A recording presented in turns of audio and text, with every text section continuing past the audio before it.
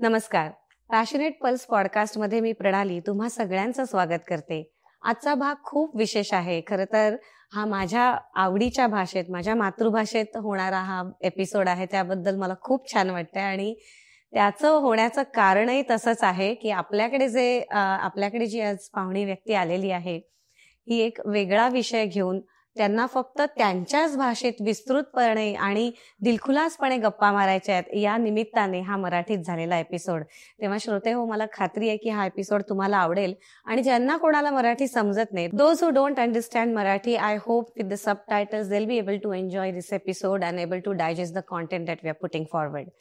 So मंडळी, आज आपल्याकडे खास पाहुणे म्हणजे खरं तर कवी म्हणू, लेखक म्हणू का ऍक्टर म्हणू, जे मराठी चित्रपटातून झळकले आहेत, ते खूप छान निवेदन करणारे म्हणू, छान स्क्रिप्ट लिहिणारे म्हणू, का सगळ्यात आवडीचे म्हणजे आपले ज्योतिष सांगणारे, एक अत्यंत उत्तम ज्योतिषी, शास्त्रशुद्ध पद्धतीने ज्योतिषाचा प्रसार व्हावा म्हणून कार्यरत असणारे एक उत्तम ज्योतिषी. आणि त्याबरोबरच मला असं वाटतं की एक मल्टी डायनामिक पर्सनॅलिटी आहे. आणि ज्योतिष या विषयाकडे थोडं विनोदी अंगाने, थोडं शास्त्रशुद्ध पद्धतीने पाहणारी व्यक्ती आज आपल्या ह्या पॉडकास्टला लाभली आहे. तेव्हा मला असं वाटतं की हे माझं भाग्य आहे की ह्या कार्यात माझा थोडासा का होईना, अंशतः का होईना हा कार्यभाग असेल. आणि ह्या कार्यक्रमाला खरं तर मला एक मानवंदना द्यायला आवडेल, ती म्हणजे अश्विनीताई कंठी यांना. आज त्यांच्या कृपेमुळे किंवा त्यांच्या प्रयत्नांमुळे आपल्या पॉडकास्टला ही अशी व्यक्ती आणि असा एक नवीन विषय की ज्याचा मी कधीही आधी विचार केला नव्हता की एक ज्योतिष सांगणारे किंवा ज्योतिषा संबंधी काहीतरी आपल्याकडे भाष्य होऊ शकेल किंवा बऱ्याच गोष्टींचा उलगडा होऊ शकेल. तेव्हा संदीपजी नमस्कार. मनापासून नमस्कार. तुमच्या पॉडकास्टमध्ये या पद्धतीने बोलायला मिळतं याचा खूप मनापासून आनंद पण आहे. जसं पु ल देशपांडे नेहमी म्हणायचे की एखादी गोष्ट घडून गेलेली असते आणि त्याचा संदर्भ जसा विद्वान मंडळी अचूक पद्धतीने देऊ शकतात, जो संदर्भ अचूक पद्धतीने जास्त देऊ शकतो त्याला जास्त विद्वान म्हणतात. आपल्या इकडे ऋषी मुनींनी ज्योतिषशास्त्रामध्ये आणि या वेदांतामध्ये असलेल्या अनेक गोष्टी या पृथ्वी तलावर लिहून ठेवलेल्या आहेत. फक्त त्याचा अचूक आणि योग्य पद्धतीनं वापर कसा करायचा या गोष्टी एक ज्योतिषी म्हणून अतिशय मनपूर्वक मी करत असतो आणि तोच माझा महत्त्वाचा भाग. मगाशी तुम्ही म्हणत असताना मला एक गोष्ट थोडीशी करेक्ट करावीशी वाटते की मी ज्योतिषाकडे विनोदी अंगाने बघत नाही. याचं कारण असं की ज्योतिष हा अत्यंत गहन शास्त्राचा असणारा विषय आहे की आपल्या ऋषीमुनींनी ज्या पद्धतीने या सगळ्या गोष्टी मांडलेल्या आहेत त्या गोष्टी मला फार महत्त्वाच्या वाटतात. ज्योतिषामुळे घडणाऱ्या ज्या स्वभाव, अभाव आणि प्रभावातल्या मजेशीर गमती जमती आहेत त्या गमती जमती अधोरेखित करण्यासाठी मी ज्योतिषात म्हणजे गमतींचा आणि विनोदाचा आधार नेहमी घेत असतो. पण ज्योतिषाकडे मी अत्यंत गंभीरपणानेच बघतो आणि टोटल मानवी प्रवासासाठी ज्योतिष हा एक असा कंदील आहे असं मला वाटतं की मागच्या असलेल्या ज्या गोष्टी आहेत त्या आपण कधीच सुधारू शकत नाही. वर्तमान फक्त आपल्या हातात असतो. भविष्य काय आहे ते आपल्याला माहीत नसतं. परंतु त्या माहीत नसलेल्या भविष्याचा अंदाज घेण्यासाठी आत्ता वर्तमानात नेमकं काय करायला पाहिजे आणि नेमक्या कशा पद्धतीने तुमची वाटचाल व्हायला पाहिजे याचं अचूक अनुमान देणारं शास्त्र म्हणून ज्योतिषाकडे लोकांनी बघावं असं माझं मत आहे. तुम्हाला कदाचित धक्कादायक असणारी गोष्ट वाटेल की आत्ताच्या या प्रचंड जाहिरातीच्या युगामध्ये म्हणा किंवा लोकांना फ्लबरगास्ट करणाऱ्या परिस्थितीमध्ये जेव्हा लोक सांगतात की ही गोष्ट मी बदलून देतो किंवा ही गोष्ट आमच्याकडे आल्यानंतर याच्यातनं नक्की फरक पडेल. माझं म्हणणं असं आहे की ज्योतिषी कधीही कोणाचंही कुठलंही प्रारब्ध बदलू शकत नाही. When you are walking in the sun then I can only provide you an umbrella but it is absolutely not possible for me to vanish the sun from the sky असं मला नेहमी वाटतं. त्यामुळे आत्ता असलेली जी परिस्थिती आहे ती योग्य पद्धतीनं अनुकूल अशा कर्मांनी कशी बदलावी आणि त्याची फळं कधी चांगली मिळतील या दोन गोष्टींची समांतर जाणाऱ्या रुळावरून एक संतुलन साधणाऱ्या गाडीसारखं मी उत्तर तुम्हाला नक्की देऊ शकेन असं मला वाटतं. थँक्यू. म्हणजे एकंदरीत आम्हाला सांगितल्याबद्दल की ज्योतिषशास्त्र हा तितक्याच गहनतेने आणि तितक्याच शास्त्रशुद्ध पद्धतीने अभ्यास करताना त्याबाबत तुम्ही खूप सिरियस आहात, पण तो मांडताना याचं कधी कधी गोष्ट अशी असते की मला असं वाटतं की एखादा मनुष्य जर तळमळीने आपलं ज्ञान समोरच्या माणसाला सांगत असेल, मांडत असेल, तर त्या संथपणाने, गंभीर पद्धतीने आपल्याला जे माहिती आहे ते सगळं समोरच्या माणसावर मी कसं थोपवीन अशा पद्धतीने जर तुम्ही ते सांगत राहिलात तर कदाचित ही गोष्ट प्रचंड कंटाळवाणी वाटू शकते. पण त्याचऐवजी श्रोत्यांच्या मनात असलेल्या एखाद्या प्रश्नाचं उत्तर तुम्हाला द्यावंसं वाटलं किंवा त्यांच्या जीवनाशी जोडणारा एखादा धागा सुद्धा तुम्ही तुमच्या भाषणाच्या संदर्भात अतिशय सहज पद्धतीने खेचलात आणि त्यातून जर वीण विणत गेलात तर आपली मुलाखत जास्त छान होते. लोकांना कायम त्यांच्या मनात काय आहे याचं उत्तर हवं असतं, ना की समोरच्या मनुष्य आपल्याला असणारी विद्वत्ता काय पाजळतो याच्या पलीकडे, असं मला नेहमी वाटतं. तर ज्योतिषा संदर्भात भरपूर प्रश्न आपल्याकडे आलेले आहेत आणि खूप गहन प्रश्न सुद्धा आलेले आहेत. पण तत्पूर्वी सगळ्यात महत्वाचा भाग जो मला या पॉडकास्टद्वारे आपल्या श्रोत्यांसमोर आणायचा आहे तो म्हणजे ज्योतिष विद्या आणि मेडिकल सायन्स या संदर्भात जो तुमचा मला वाटतं की 5 वर्षाचा 2012 ते 2017 एक खूप महत्वाची असणारी गोष्ट मला या निमित्ताने तुम्हाला सांगावीशी वाटते की 2009 साली डॉक्टर राजन बडवे जे भारतातले अत्यंत मोठे ऑन्कॉलॉजिस्ट आहेत, जे टाटा मेमोरियल कॅन्सर रिसर्च सेंटरमध्ये काम करत होते, त्यांचा आणि माझा अतिशय छान परिचय झाला आणि त्यांनी मला एक विलक्षण गोष्ट अशी सांगितली की संदीप, माझ्याकडे एक मनुष्य आपल्या वडिलांना घेऊन आला, तो केळीवाला होता आणि ॲज अ डॉक्टर मी त्याला तपासल्यानंतर त्याच्या वडिलांना मला असं लक्षात आलं की पुढच्या काही दिवसातच या माणसाचे वडील निश्चितपणे निघून जाणार आहेत किंवा ते राहणार नाहीत. तर अशासारख्या व्यक्तींना कॅन्सर या गोष्टीची भीती घालून, त्यांना वेगवेगळ्या पद्धतीचे उपचार देऊन, त्या माणसाला खर्चाच्या खड्ड्यात घालून याचा काही विशेष उपयोग होईल असं मला वाटत नाही. आणि मग अतिशय काळजावर दगड ठेवून त्यांनी सांगितलं की तुझ्या वडिलांना तू घेऊन इथे जा, कारण आता जर तू त्यांना हॉस्पिटलाइज केलंस कुठेही तर फक्त तुझे पैसे खर्च होतील. केवळ याच एका भूमिकेतनं डॉक्टर राजन बडव्यांनी एक विलक्षण भूमिकेचा सिद्धांत मांडला की ते मला म्हणले की एखाद्या गोष्टीची प्रोबॅबिलिटी, तुम्हाला तुमच्या आयुष्यामध्ये होऊ शकणाऱ्या रोगांची प्रोबॅबिलिटी जर समजली तर तुम्ही अनेक मंडळींना त्या अनुषंगाने काम करू शकाल. एखादी जर केस असली, आता ती गंभीर वाटत असली, पण पैसे खर्च करून आणि उपचारांनी तुम्ही जर 100% त्या व्यक्तीला बरं करत असाल तरच त्याला या प्रकारच्या उपचारात तुम्ही टाका. त्यामुळे तुझ्या ज्योतिषशास्त्राकडे असा काही उपाय आहे का, किंवा तुझ्या ज्योतिषशास्त्राकडे असं काही भाकीत आहे का की हा व्यक्ती उपचार केल्यानंतर सर्व्हाइव्ह होईल? जर तसं असेल तर आम्ही त्याला तशा पद्धतीने डॉक्टर म्हणून हे करतो, कारण डॉक्टरला मरणशय्यावर असलेला मनुष्य आणि बरा होणारा मनुष्य याच्यात काहीही फरक करण्याचा अधिकार नसतो. त्याच्याकडे असणारं जे शास्त्र आहे ते अतिशय उत्तम पद्धतीनं वापरून त्या माणसाला छान कसं वाटेल हीच भूमिका डॉक्टरला मांडायची असते. पण त्याच्याही पलीकडे जाऊन माणुसकी आणि प्रोबॅबिलिटी आणि या शास्त्रावर दाखवलेला विश्वास या तिन्ही गोष्टी एकत्र आल्या आणि डॉक्टर राजन बडवेंशी माझा स्नेह अतिशय जुळला. आणि त्यानंतर टाटा मेमोरियल कॅन्सर रिसर्चमध्ये अनेक रुग्णांच्या, विशेषतः कॅन्सर रुग्णांच्या हाताचे ठसे घेऊन किंवा त्यांच्या पत्रिका बघून मग आम्ही प्रोबॅबिलिटीवर चर्चा करत राहिलो. आणि तशा पद्धतीने मला जेवढं माझं नॉलेज आहे त्याच्या अनुषंगाने काही ठराविक आम्ही मूल्य मांडली आणि काही ठराविक नियमावली मांडली आणि ती त्यांना आपण दिली की अशा जर गोष्टी पत्रिकेमध्ये असतील किंवा हातावरच्या रेषा असतील तर ही व्यक्ती बरी होऊ शकते, किंवा याला दीर्घ आजाराचा भाग आहे किंवा आजारातनं हा बरा नाही होणार. या सगळ्या गोष्टी मी सांगू शकलो. आणि तीच गोष्ट मला नंतर माझ्या स्वतःच्या जो रिसर्च पेपर मी सबमिट केला, माझा नॅचरोपॅथी हा विषय आहे, तो त्या रिसर्च पेपरमध्ये मी हाच विषय मांडला की प्रोबॅबिलिटीज टू डिसीजेस, मानवी देहावर ग्रहांचा होणारा जो परिणाम आहे, तुमच्या व्यक्तिगत जीवनामध्ये होणारा ग्रहांचा परिणाम आहे, त्यांनी तुम्हाला कुठले कुठले रोग होऊ शकतात आणि त्याच्या संदर्भात तुम्हाला आत्तापासूनच काय काळजी घ्यायला लागते, या सगळ्या गोष्टी आपण बघू शकतो.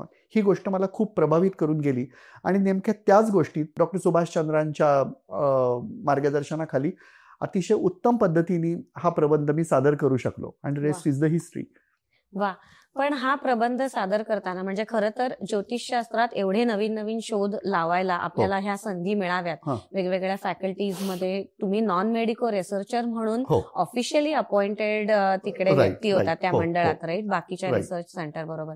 सो हे होणं हे सुद्धा मला वाटतं कदाचित दुर्मिळ योग असावा. तो कदाचित माझ्या वैयक्तिक पत्रिकेमध्ये सुद्धा असणार असं मला वाटतं.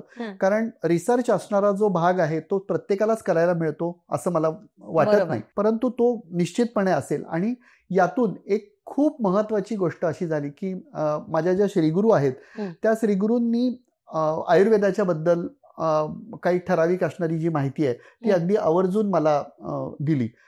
15 वर्ष जो दिवाळी अंक मी चालवला त्या दिवाळी अंकामध्ये मी राशी भविष्य लिहायचो आणि राशी भविष्य लिहिल्यानंतर राशींच्या प्रोबॅबिलिटीजवर या वर्षात कुठले आजार होणार आहेत हे एक असं विलक्षण असलेला भाग मी त्यांना द्यायचो आणि त्याच्यावर नेमकं काय औषधोपचार करावेत हे माझ्या श्रीगुरू मला सांगायचे. म्हणजे त्या अनुषंगाने तशाही पद्धतीने ठराविक गोष्टींचा आणि ठोकताळांचा अभ्यास होत गेला. कुठलीही गोष्ट वैद्यकीय शिक्षणाखेरीज परिपूर्ण नसते असं माझं मत आहे, परंतु एखाद्या गोष्टींचं सातत्याने वाचन करत गेल्यानंतर किंवा एखाद्या ठराविक गोष्टींचे नियम वैयक्तिक पत्रिकेला अप्लाय केल्यानंतर धोक्याच्या सूचना कशा आहेत, आपण विमानातनं प्रवास करत असताना विमान पाण्यावर उतरलं तर काय करायला पाहिजे असं ते सगळं हवाई सुंदरी सांगतेच. दरवेळेला विमान पाण्यावर नाही उतरत, पण तरी सुद्धा घ्यायची काळजी काय करायला पाहिजे त्या गोष्टीसाठी मानवी आयुष्यामध्ये एक ठराविक भूमिका असणं गरजेचं असतं. ती भूमिका या प्रकारचे रिसर्च सांगतात असं मला वाटतं. म्हणजे तुम्हाला पुढे काय काळजी घ्यायला लागेल ते अगदी मी आवर्जून सांगतो. आणि ज्या वेळेला मला अतिशय ज्याला आपण म्हणतो की त्याला कौतुक हा शब्द नाही म्हणणार मी, पण विश्वासाने मला सांगावं लागतं की जेव्हा समोर पत्रिका येते तेव्हा एखाद्या डॉक्टर समोर बसल्यासारखं लोकांना मी सांगतो की या गोष्टींची तुम्ही काळजी घ्या. आणि तेव्हा लोक अतिशय खुश होतात की हे तुम्हाला पत्रिकेत कसं कळलं की वर्टिब्राचा प्रॉब्लेम आहे किंवा मानेचा प्रॉब्लेम आहे किंवा ॲलर्जीचा प्रॉब्लेम आहे, हार्मोनल इम्बॅलन्सच्या बाबतीत या गोष्टींचा प्रॉब्लेम आहे किंवा कदाचित प्रेग्नन्सीच्या बाबतीत या गोष्टीचा प्रॉब्लेम होऊ शकेल. या सगळ्या गोष्टी पत्रिकेतनं अशा धडाधड कळायला लागतात. त्याचा एकमेव तो भाग आहे असं मला वाटतं. म्हणजे बरेचसे आयुर्वेदिक डॉक्टर हे जेव्हा शिकत असतात तेव्हा त्यांना थोडाफार भाग माणसाच्या ग्रहमानानुसार म्हणजे जेव्हा त्यांची वृत्ती प्रवृत्ती आणि असा जेव्हा अभ्यास केला जातो तेव्हा हाही एक थोडा भाग त्यांच्याकडे अभ्यासाला आहे. पाराशर्य सूत्रामध्ये किंवा जैमिनीय सूत्रामध्ये किंवा आयुर्वेदाशी सुसंगत असणाऱ्या बृहत संहितेसारख्या सूत्रांमध्ये मानवी जीवनाशी सुसंगत असणाऱ्या अनेक गोष्टी एकमेकांमध्ये हँड इन हँड आलेल्या आहेत. आपल्यासारखं आता कुठल्याही शास्त्रीय पॅथी एकमेकांशी जोडलेल्या नाहीत असं आपल्या हिंदू धर्मात किंवा संस्कृतीत कधीच नव्हतं. पूर्वापारपासून वेदांमध्ये किंवा पुराणांमध्ये असलेल्या ज्या गोष्टी होत्या, आपले पूर्वज जे होते, जे ऋषीमुनी होते ते रेग्युलर शास्त्रज्ञ होते असं माझं मत आहे. त्यांच्याकडे टेक्नॉलॉजी होती, त्यांच्याकडे त्यांच्या वैद्यकीय प्रयोगशाळा होत्या, त्यांच्याकडे अशा प्रकारचं ज्ञान होतं. एकदम मारुती चितमपल्लींचा एक इंटरव्ह्यू मी बघत होतो. मारुती चितमपल्लींनी सांगितलं की जे आपले आयुर्वेदाचार्य होते त्या आयुर्वेदाचार्यांना परमेश्वरी कृपेनीच एखादी गोष्ट समोर बघितल्यानंतर दिसायला लागतं की समोर असलेल्या वनस्पतीचा देठ वापरायचा, समोर असलेल्या वनस्पतीचं पान वापरायचं का मूळ वापरायचं, नाहीतर ही गोष्ट रिसर्च म्हणून करायला हे सगळं आपल्या आकलनाच्या पलीकडचं आहे. त्यामुळे मला सगळ्यात पहिल्यांदा असं वाटतं की ज्या वेळेला मी परदेशात जाऊन सुद्धा आपल्या शास्त्रावर बोलतो आणि याच्यामध्ये बोलतो तेव्हा मी सांगतो की आयुर्वेदामध्ये सुद्धा ज्योतिषाचा आधार आहे, ज्योतिषामध्ये सुद्धा आयुर्वेदाचा आधार आहे. वैयक्तिक असलेल्या प्रत्येक गोष्टींच्या टप्प्यावर ही शास्त्र एकमेकांच्या सोबत आली आणि त्याचा एक सुरेख संगम झाला. आताच्या परिस्थितीत एक शास्त्र म्हणतं दुसऱ्याशी आमचा संबंध नाही, आम्ही आमचे निष्कर्ष काढतो, दुसरा भाग अगदी वेगळा. तर ते तसं नाही. आपल्या इकडे येणारी प्रत्येक गोष्ट अतिशय सुसंगत, तर्कसंगत आणि योग्य पद्धतीने मांडली गेली. फक्त त्यातले जे मिथ्स आहेत ते मिथ्स चुकीच्या पद्धतीने ॲडव्हर्टाईज केले गेल्यामुळे आणि त्याच्यातल्या अनावश्यक असणाऱ्या गोष्टी वेळीच ओमिट न झाल्यामुळे लोकांना त्याच्यावर टीका करायला संधी मिळाली. नाहीतर आपलं असणारं ज्योतिषशास्त्र म्हणा, आयुर्वेद शास्त्र म्हणा, ही सगळी शास्त्र फुलप्रूफ असणारी शास्त्र आहेत असं मी धाडसानी म्हणू शकतो. आत्ताच्याही परिस्थितीमध्ये जसं वैद्यकीय शास्त्राला माहीत नाही की हृदय चालतं त्या म्हणून मेंदूला रक्तपुरवठा होतो का मेंदू रक्तपुरवठा करतो म्हणून हृदय चालतं, याचं उत्तर ते देऊ शकत नाहीत. अशा अनेक गोष्टी ज्योतिषशास्त्रामध्ये सुद्धा आहेत. कोणी कोणाचं नशीब कधीही बदलू शकत नाही. ज्योतिषशास्त्र तर कोणाचं नशीब बदलू शकत नाहीच, फक्त काय केलं पाहिजे याचा गुगल मॅप सारखा एक अत्यंत महत्वाचा भाग ज्योतिषशास्त्राकडे आहे, की तुम्ही कुठला रस्ता निर्धारण करा म्हणजे काय होईल. उन्हात गेलात तर छत्री आहे, पावसाळ्यात गेलात तर रेनकोट आहे, अशा गोष्टी आम्ही उपासनेने देतोच की. पण या सगळ्या गोष्टी सातत्याने होत राहतात. पण जेव्हा ज्योतिषशास्त्र आणि अभ्यास होत होता म्हणजे वैद्यकीय क्षेत्रातला, तर तेव्हा तुम्हाला काही उलगडलेली म्हणजे काही तुमचे अनुभव आहेत का, की हे मी असं भाकीत केलं आणि हेच त्या म्हणजे असा एखादा अनुभव जो आमच्या श्रोत्यांना किंवा आमच्या प्रेक्षकांना ऐकायला आवडेल, की जेणेकरून त्यांचाही या बाबतीत म्हणजे यांच्याकडे ह्या गोष्टीकडे पाहायचा दृष्टिकोन बदलेल. बरोबर. किंवा आता कोणी जर सर्जरीसाठी घरातून जाणार असेल तर त्या अनुषंगाने काळजी घेण्यासाठी म्हणून योग्य ज्योतिष, योग्य डॉक्टर यांचा हे मला असं वाटतं की अशा हजारो कुंडल्या माझ्या हाताखालनं अभ्यासून गेलेल्या आहेत आणि अशा अनेक गोष्टींच्या टेस्टिमोनीज मी तुम्हाला नावापत्त्यासकट देऊ शकतो. हा एक माझ्या परमेश्वरी असणारी गोष्ट आहे. परंतु पत्रिका बघितल्यानंतर पत्रिकेतल्या वेगवेगळ्या सेगमेंटमध्ये म्हणजे डोळे कुठे बघावेत, गुह्य भाग कुठे बघावा, उदराचा भाग कुठे बघावा, हातांची पोझिशन कुठे बघावी, हे सगळं पत्रिकेमध्ये मला निश्चितपणे कळतं. तर म्हणजे वा म्हणायचं काही कारण नाही, कारण ज्याचा अभ्यास आहे त्याला ही गोष्ट 100% माहिती आहे. ज्योतिषशास्त्रात हे ठोकताळे बसवलेत, हे आम्ही शोधून काढलेलं नाही. मुळात हेच गणित आम्हाला माहित नाही, पूर्वापारपासून असलेलं शक्यताच माहित नाही. होय, असलेलं शास्त्र आहे. त्यामुळे अशी एकच केस नाही तर अशा अनेक गोष्टी आहेत की ज्याचं अभ्यासासाठी या गोष्टी मी बघितल्या आणि अशा प्रकारच्या प्रोबॅबिलिटीज आहेत असं लक्षात आल्यावर लोकांना मी सांगितलेलं आहे. दुर्दैवाने ज्योतिषशास्त्र हा असा विषय आहे, जसं अमेरिकेसारख्या देशामध्ये की मुलाचं वैयक्तिक असलेलं मेडिकल रिपोर्ट आई वडील सुद्धा बघू शकत नाहीत, तशा पद्धतीने काही खाजगी गोष्टींमुळे मला उदाहरणं द्यायला मर्यादा आहेत. परंतु तरी सुद्धा माझी एक मैत्रीण तिची पत्रिका वेगळ्या कारणासाठी म्हणजे तिचा थिसिस पूर्ण होईल का नाही म्हणून माझ्याकडे ती बघायला आलेली असताना तिला मी सांगितलं की मला असं वाटतं की कॅन्सरचे ट्रेट मला दिसत आहेत आणि या बाबतीमध्ये जाऊन तू तातडीने तपासून घ्यावं. त्याच्यानंतर 2.5 वर्षाचा दीर्घ भाग, जसं तुम्ही आत्ता मला त्या ज्योतिषांचं नाव सांगितलं तशाच पद्धतीने तिने तिथे जाऊन रिसर्च केला आणि तपासणी केल्या क्षणी ती प्री कॅन्सर स्टेजमध्ये आहे हे लक्षात आलं. आणि तेव्हा जे डॉक्टरांनी त्याच्यावर उपचार केले ते डॉक्टर आणि ती माझी मैत्रीण आजही कायम स्वरूपाचे ऋणी आहेत की त्यांनी तर त्याच्यानंतर मला इथे त्या संस्थेचं नाव सांगता येणार नाही, पण माझ्याकडे मी तुम्हाला ती गोष्ट दाखवीन. पण ती चळवळ पिंक इनिशिएटिव्ह या नावाने चालवली जाते असं मात्र मी अभिमानाने सांगेन. आपल्या कुठल्याही माणसाने ते ब्राउज करून बघावं, तुम्हाला ते नक्की कळेल. हे उदाहरण मला नक्कीच आवडेल आणि आवडलं. आणि त्या पलीकडे जाऊन मला असं विचारायचं की जेव्हा आपण एखाद्या बाळाची पत्रिका बनवून घेतो तर त्यावेळेला त्याला म्हणजे काय लहान बाळांना पण बरेच म्हणजे जेव्हा त्यांना यातना होतात किंवा एखाद्या खूप क्रिटिकल प्रॉब्लेम मधून एखादं बाळ जातं त्यावेळेला त्याच्या आई वडिलांना जर असा एखादा आरसा दिसला किंवा सुरुवातीचा जो मॅप त्यांना दिसला जसं तुम्ही म्हणतात तर त्यांना त्यांचं नॅव्हिगेशन सुधारता येतं निश्चितपणे. तर हे भाग आपल्याकडे दुर्दैवाने तेवढे प्रभावित नाहीत किंवा ते पाहिले जाण्याची दृष्टी नाही. समाजाचा दृष्टिकोन तेवढ्या पद्धतीने विकसित नाही असं आपल्याला म्हणावं लागेल. म्हणजे आपण 10 डॉक्टरकडे जातो पण ज्योतिषांकडे लोक या पद्धतीने का जात नाहीत, कारण त्यांना अचूक मार्गदर्शन मिळण्याच्या ऐवजी उपायांच्या दुष्टचक्रात अडकण्याची भीती त्यांना जास्त वाटत असावी असं मला वाटतं.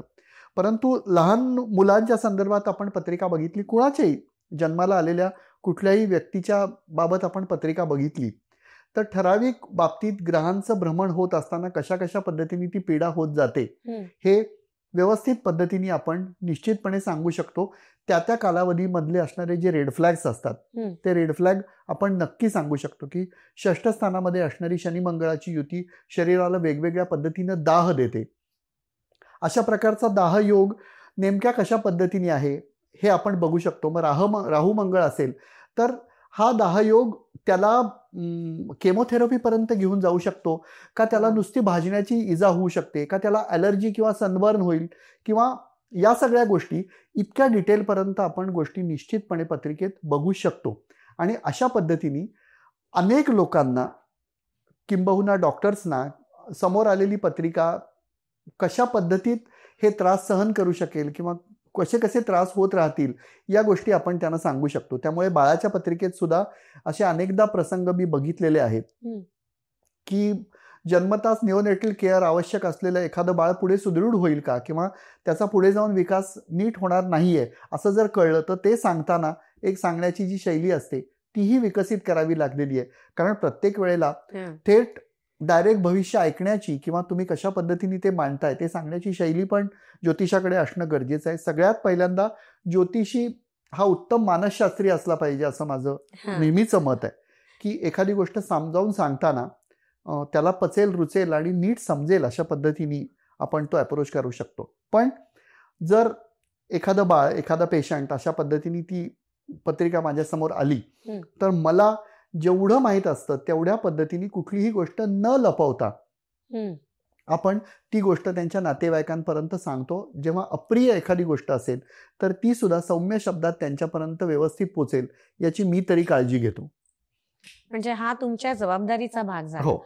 पण त्या पलीकडे जाऊन मला अजून एक प्रश्न आहे की जेव्हा अशा काही पत्रिका समोर येतात किंवा असे काही आता तुम्ही जसं म्हणालात की ज्योतिषशास्त्र तुमचं प्रारब्ध बदलू शकत नाही कधीच पण त्याचा दाह कमी करू शकेल किंवा तो सहन करण्याची शक्ती मिळवण्याच्या दृष्टीने बरोबर तुम्हाला कुठल्या तरी अंगाने वळवता येऊ शकेल एवढं काम तो ज्योतिषी करू शकतो. म्हणजे जसं छत्री देण्याचं काम किंवा रेनकोटचं. आता तुम्हाला याच्यातली एक छोटीशी गोष्ट सांगतो की समजा एखादा मनुष्य असेल आणि त्याच्याकडनं एखादी गोष्टीची चूक घडली तर त्याचा दंड त्याला निश्चितपणे मिळू शकतो.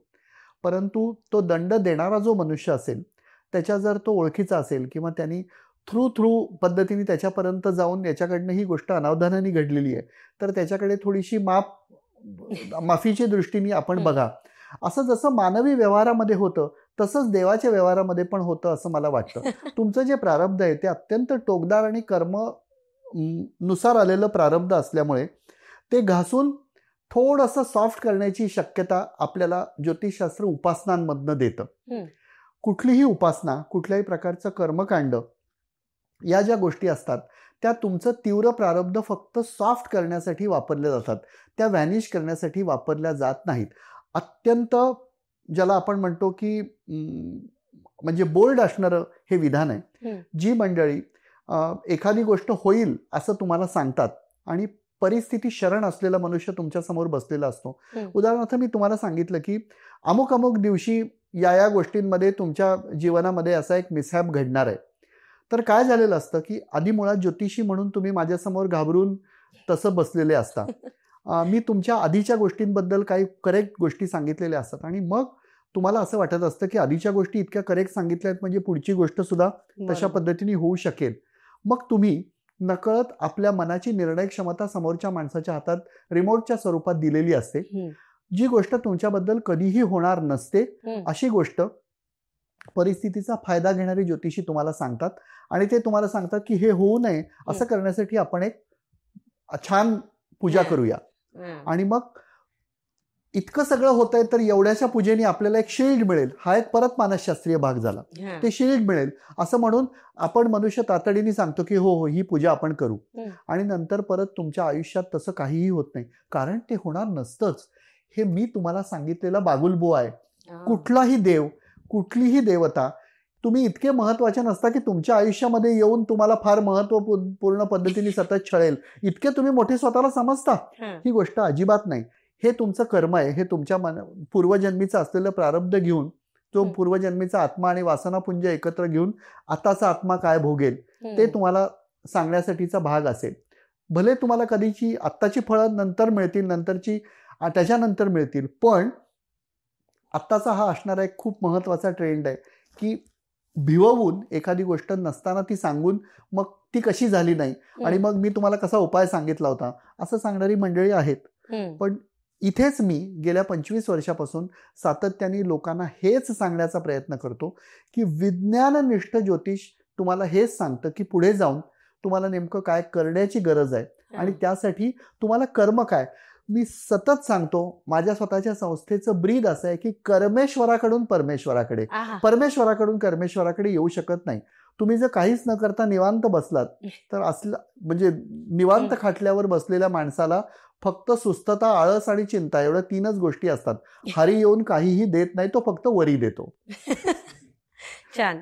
सो जेव्हा तुम्ही असं म्हणता की तो प्रारब्ध म्हणजे एकंदरीत आपण जेव्हा जन्माला येतो तेव्हा ते आपल्या आधीच्या आयुष्याचं गणित आहे 100%. आणि इथून पुढचा प्रवास थोडा तर आपल्या हातात आहे ना. हो, तर ते किती स्वातंत्र्य माणसाकडे असतं मला आणि असं वाटतं त्याचं की साधारणतः 60 आणि 40% ही गोष्ट अशा पद्धतीने आहे.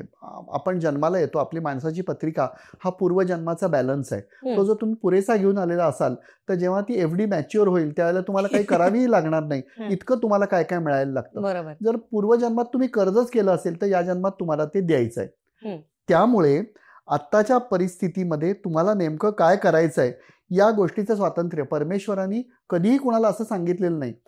येताना प्रत्येकाला पात्रता दिली आहे. तुम्हाला दिलेल्या सोन्याच्या भांड्यात तुम्ही ज्याला आपण म्हणतो मदिरा प्यायची का अमृत प्यायचं हे तुमच्या कर्म आहे. कुठलाही मनुष्य चोर म्हणून जन्माला येत नाही. त्याच्या वैयक्तिक आयुष्यामध्ये घडणाऱ्या ज्या वेगवेगळ्या घटना असतात त्यांनी अनेक अभावांची मालिका जेव्हा पत्रिकेमध्ये सुरू होते त्यावेळेला तो अभाव संपवण्यासाठी एक उत्तर म्हणून तो मनुष्य अशा पद्धतीच्या गोष्टीकडे वळतो. पण त्याच वेळेला जर योग्य पद्धतीने मार्गदर्शन करणारा एखादा मनुष्य त्याच्या आयुष्यात आशेचा किरण घेऊन आला आणि त्यांनी जर त्याला सांगितलं की भाऊ तुला कष्ट करायला लागतील, याच्या ऐवजी हे कर, अदरवाईज काय होतं, हे असं करू नका, मग तुम्ही म्हणणार हो ठीक आहे ना असं कर, मग कसं करू, नाही ते नाही मला माहिती, मग असा सल्ला तुम्ही द्यायला लावू नका. ज्यावेळेला पत्रिकेत अशा प्रोबॅबिलिटीज दिसतात की असं होण्याची शक्यता आहे त्यावेळेला उत्तम निष्णात ज्योतिषी पहिल्यांदा मानसशास्त्रीय काउन्सिलिंग करतो की हे होण्याची शक्यता आहे आणि त्या गोष्टीसाठी कर्माने अमुक गोष्ट करणं गरजेचं आहे, ना की मी तुम्हाला सांगितलं की आता फक्त देवाचं नाव घ्या आणि मग तुमची गोष्ट होईल. मी अजून सांगतो की मी अत्यंत सश्रद्ध ज्योतिषी आहे. माझा उपासनेवर प्रचंड विश्वास आहे.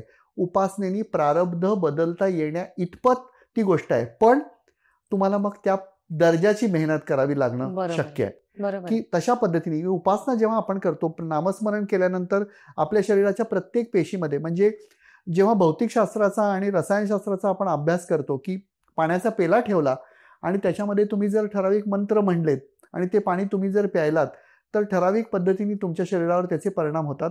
आणि भांडण असलेल्या खोलीमध्ये ठेवलेला पाण्याचा ग्लास तुम्ही प्यायलात तर शरीरावर त्याचे वेगळे परिणाम होतात. उपासनेत ही शक्ती आहे की तुमच्या कर्माला पूर्ण नलिफाय करू शकते? नाही, प्रारब्ध कमी करू शकतं. म्हणजे कर्माला नलिफाय कुठलंच गोष्ट करू शकत नाही. अच्छा. कारण कर्म तुम्ही नुसता विचार केलात तरी सुद्धा तुमचं जे कर्म आहे ते उभं राहतं. त्यामुळे कर्माला नलिफाय तुम्ही नाही करू शकत.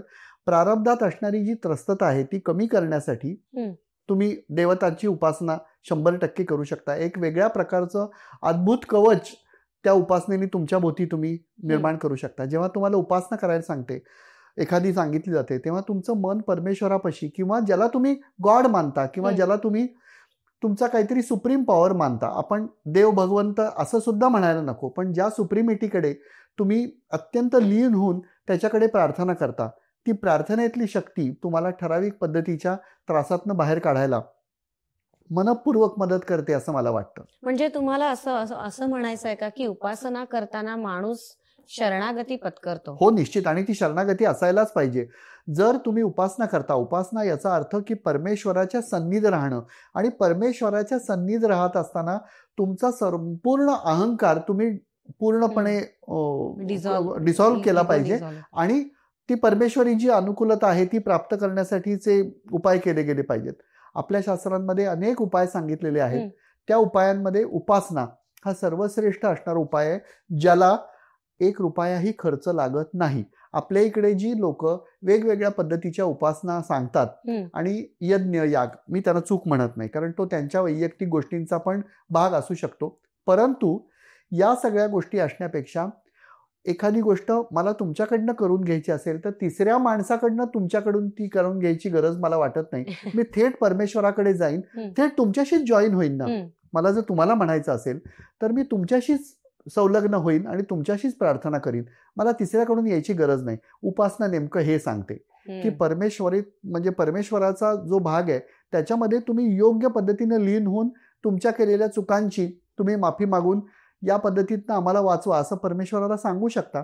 आणि हा नैसर्गिक न्याय आहे, नैसर्गिक नियम आहे. त्यामुळे उपासना ही माणसाच्या आयुष्यात खूप महत्वाची असते. आता हे कर्मकांडांबद्दल तुम्ही म्हणालात हो. की दुसऱ्याकडून कार्य करून आता हा खूप ट्रेंड आहे हो बरोबर. की अरे तुम्ही तिथेच थांबा, काही प्रॉब्लेम नाही, आम्ही इथे तुमची शांत करून घेऊ. हा जो काही ट्रेंड आहे किंवा असेही उपाय दिले जातात, हा हा तर म्हणजे ह्याच्यात हे खरं किती सोपं आहे समजायला की अरे आपली शांत करायला आपणच नाही आहोत, पण असा आपल्याला उपाय दिला जातो, इथेच काहीतरी खोट आहे. अगदी अगदी 100%. म्हणजे माझं नेहमीचं म्हणणं असं होतं की बघा की हा किती तर्कसंगत विचार आहे की अशा प्रकारची पूजा सांगणारी जी मंडळी आहेत, मी इथे अंधश्रद्धा आणि ज्योतिष या दोन गोष्टींच्या तात्विक वादाला इथपासून सुरुवात होते असं माझं मत आहे की पूजा सांगणारे जे गुरुजी असतात ते इतके वेळा ती पूजा त्यांनी केलेली असते, म्हणजे इतक्या वेळा पूजा केल्यानंतर त्या पूजांचं पुण्य त्यांना मिळून ते देव व्हायला पाहिजेत की नाही. इतके वेळा ते एखादी गोष्ट जर तुमच्या समोर असेल, म्हणजे एखादा मनुष्य तुम्हाला जर असं सांगत असेल की on behalf of you I can perform puja over there, म्हणजे तुम्ही तिथे नसताना तुझं मी आता लग्न केलंय असं सांगण्या इतका हा मूर्खपणा आहे. काही ठराविक असणाऱ्या उपासना अशा असतात की ज्या तुमच्यासाठी ठराविक पद्धतीने आपण जसं आपली ॲडव्होकसी एखाद्या ॲडव्होकेटला देऊन करून घेतो, तशा पद्धतीने पुरोहितांना आपण ठराविक पद्धतीने सांगून मंत्रोच्चारण असेल किंवा ठराविक उपासना की ज्या आपण करू शकत नाहीत पण on behalf of you someone is doing हा जो भाग आहे तो सांगू शकतो, इथपर्यंत मला सांगू शकतो. पण कुठल्याही प्रकारची शांती ही तो मनुष्य समोर असल्याखेरीज त्या पद्धतीने होऊ शकत नाही, हे अत्यंत स्पष्टपणे तुमच्या सगळ्या प्रेक्षकांनाही मला सांगू द्या. त्यामुळे अशा प्रकारच्या कुठल्याही भूलथापांना बळी पडू नका. तुम्ही तिथे जर प्रेझेंट नसाल तर तुमच्याशिवाय ती शांती कधीही केली जाऊ शकत नाही. पण आता पाराशरीमध्ये एक फार सुंदर उल्लेख आहे. मी समजा चोर आहे आणि मी समजा एखाद्या गोष्टीची चोरी केली तर त्याच गोष्टीचा वैयक्तिक दंड हा निसर्ग नियमाप्रमाणे मिळणार. परंतु तुम्ही अत्यंत श्रद्धेने एखाद्या माणसाकडे गेलात आणि त्यांनी तुम्हाला सांगितलं की ताई तुझ्यासाठी मी या गोष्टीची पूजा करतो, 100% मला अमुक अमुक रुपये दे, अमुक अमुक डॉलर दे, आणि तुम्ही त्या श्रद्धेने ते पैसे ज्या क्षणी त्याच्या हातात देता त्या क्षणी तुमचं कर्म संपतं. आता कर्म त्याचं सुरू होतं. म्हणजे तुम्हाला त्याच्या उपायाने फायदे मिळतील का या 100%, कारण तुम्ही प्रेमाने ती गोष्ट करण्यासाठीच दिलेलं आहे, ती गोष्ट झाली नाही तर त्याच्यासाठी तुम्ही आता जबाबदार नसतो, जबाबदार तो मनुष्य असतो. त्याला तात्कालिक पैसे मिळतील पण नंतर जे काय होईल तो नंतर न्यायनिवाडा होऊ शकेल.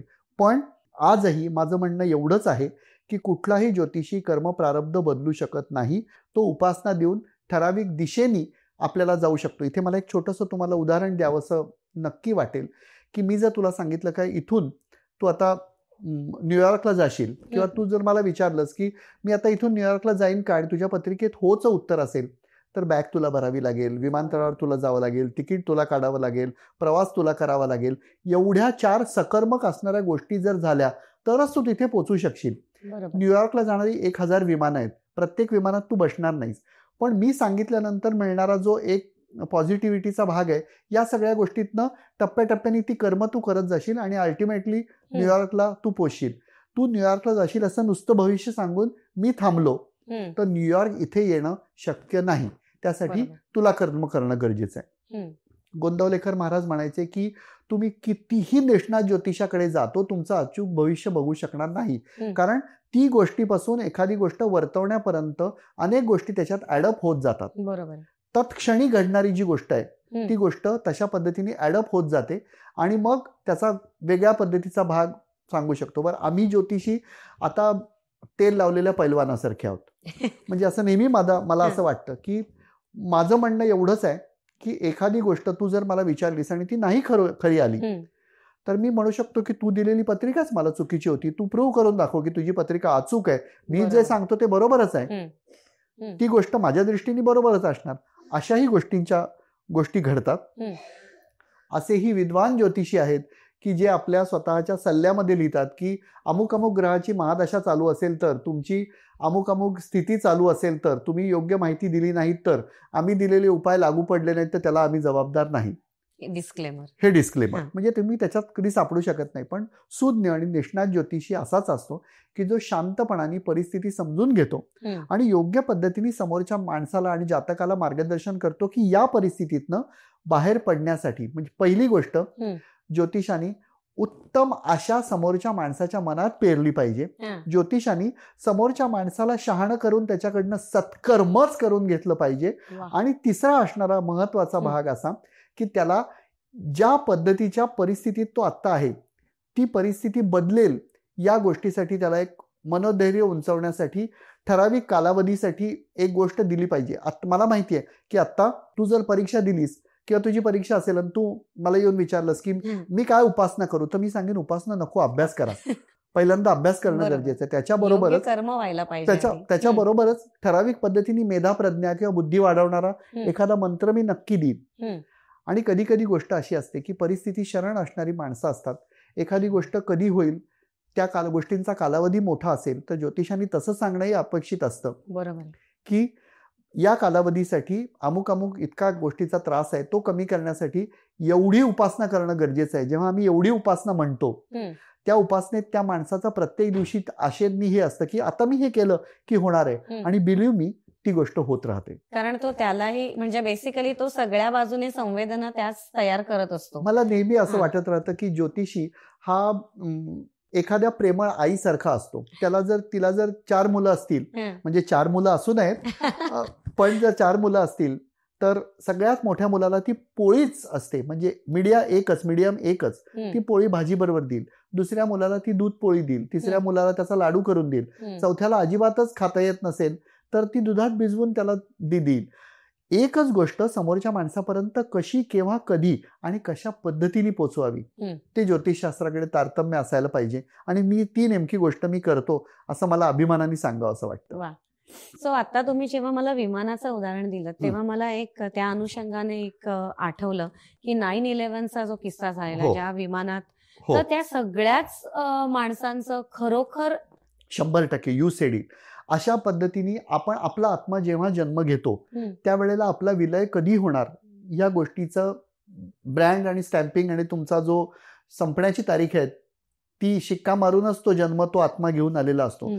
त्यामुळे ज्या वेळेला अशा प्रकारच्या मोठ्या दुर्घटना घडून अनेक माणसं त्याच्यात मरतात त्यावेळेला त्या सगळ्या आत्म्यांना एकत्ररित्या आपलं जीवन संपवण्याची परमात्म्याने सूचना दिलेली असते, तेव्हाच ही गोष्ट घडते. आणि आपण असं अनेकदा बघू शकतो की अशा विलक्षण किस्से आहेत की हे विमान मी बोर्ड करणार होतो आणि मला असं अंतःकरणातून वाटलं की आता नको करायला, आणि नेमकं त्याला काहीतरी प्रॉब्लेम झाला किंवा ती गोष्ट जाऊ शकली नाही किंवा अपघातग्रस्त झालं. तर या असणाऱ्या ज्या गोष्टी असतात याच्यावर माझा विलक्षण विश्वास आहे. पण जेव्हा अपघाताच्या कुंडल्या आपण बघितल्या जातात तेव्हा याचा केलेला जो अभ्यास आहे त्या अभ्यासामध्ये असं लक्षात येतं की सगळ्यांच्या आयुष्यात थोड्याफार फरकाने त्या कालावधीमध्ये तीव्र गंडयोग तरी होता किंवा मेजर प्रॉब्लेम असण्याचा. माझे आजोबा नेहमी गमतीने म्हणायचे की खूप वाईट ग्रहमान जेव्हा असतं तेव्हा ते भोगायला मनुष्य राहतो. जेव्हा आयुष्यात खूप चांगलं ग्रहमान असतं तेव्हा सांभाळून राहा, कारण खूप चांगलं म्हणजे याच्यापेक्षा आणखीन आता कुठलं दुःख नाहीच, म्हणजे तुम्ही असं सुद्धा असू शकतं. त्यामुळे ज्या वेळेला अशा प्रकारच्या दुर्घटना घडतात त्यावेळेला ते ठराविक आत्मे ठराविक पद्धतीने एकत्र येणं हे त्यांचं प्रारब्धच असतं, ते कोणी बदलू शकत नाही. पण मग ते समोरच्या माणसाने जे दुष्कर्म केलंय त्याचा काहीच भाग नाही का? म्हणजे तोच खरं निमित्त मात्र आहे. हो, पण त्या आत्म्यांमध्ये तो पण असणार ना, त्या आत्म्यांमध्ये तो पण असणार की प्रत्येक जण कुठल्या कुठल्या गोष्टीचं कार्य करतो. जशा पद्धतीने हरिण आणि वाघ दोघही जण जीवाच्या आकांताने पळत असतात. हरिण जीव वाचवायला पळतं आणि वाघ पोटाची भूक भागवायला पळतो. दिसताना दोघांमधला तो तसाच पद्धतीचा चेस आहे, दोघांचंही पळणंच आहे, पण एक वाचण्यासाठी आहे आणि दुसरं मारण्यासाठी आहे. पण त्यामध्ये ऍटलिस्ट दोघांना कुठल्याही कर्माचं हे नाही चिकटणार आहे, राईट? किंवा त्याचं, कारण तो त्याची भूक भागवतोय आणि हा याचा जीव वाचव. पण इथे तर खूप म्हणजे त्यांनी पूर्वजन्मात पण निश्चितपणे अशा पद्धतीचं काही कर्म केलं असणार की त्यांना अशा पद्धतीने आयुष्य संपवायला लागतं. म्हणजे पत्रिकेच्या अष्टम स्थानात कुणीही हा पॉडकास्ट बघत असलेल्या माणसांनी आपल्या पत्रिकेच्या रिलेटेड असलेला हा भाग बघू नये, कारण ही असणारी जी गोष्ट असते, आम्ही जेव्हा एखादा नियम सांगतो तेव्हा नियम सांगत असताना त्याला अनेक प्रोज अँड कॉन्स असतात. 144 दृष्टींनी आपण तो नियम तपासून बघू शकतो. सर्वसामान्य माणसाला ती गोष्ट माहिती असण्याची गरज नाही. पत्रिकेच्या अष्टम स्थानामध्ये जेव्हा मंगळ राहू सारखे पापग्रह असतात की जे अपघातजन्य मृत्यू दाखवतात, पत्रिकेचं अष्टम स्थान तुम्हाला घरात मृत्यू येणार आहे का, बाहेर मृत्यू येणार आहे का, अनेक विपदांमध्ये मृत्यू येणार आहे का, आकस्मिक मृत्यू आहे का, हिंसेमध्ये मृत्यू आहे का, हे सगळं तुमची पत्रिका तुम्हाला नक्की पद्धतीने सांगू शकते. त्यामुळे पत्रिकेचं अष्टमस्थान हे पूर्वसंचिताचं असणारं स्थान आहे. त्यामध्ये जीवनाच्या अंताचा भाग आधीच एम्बेडेड केलेला आहे.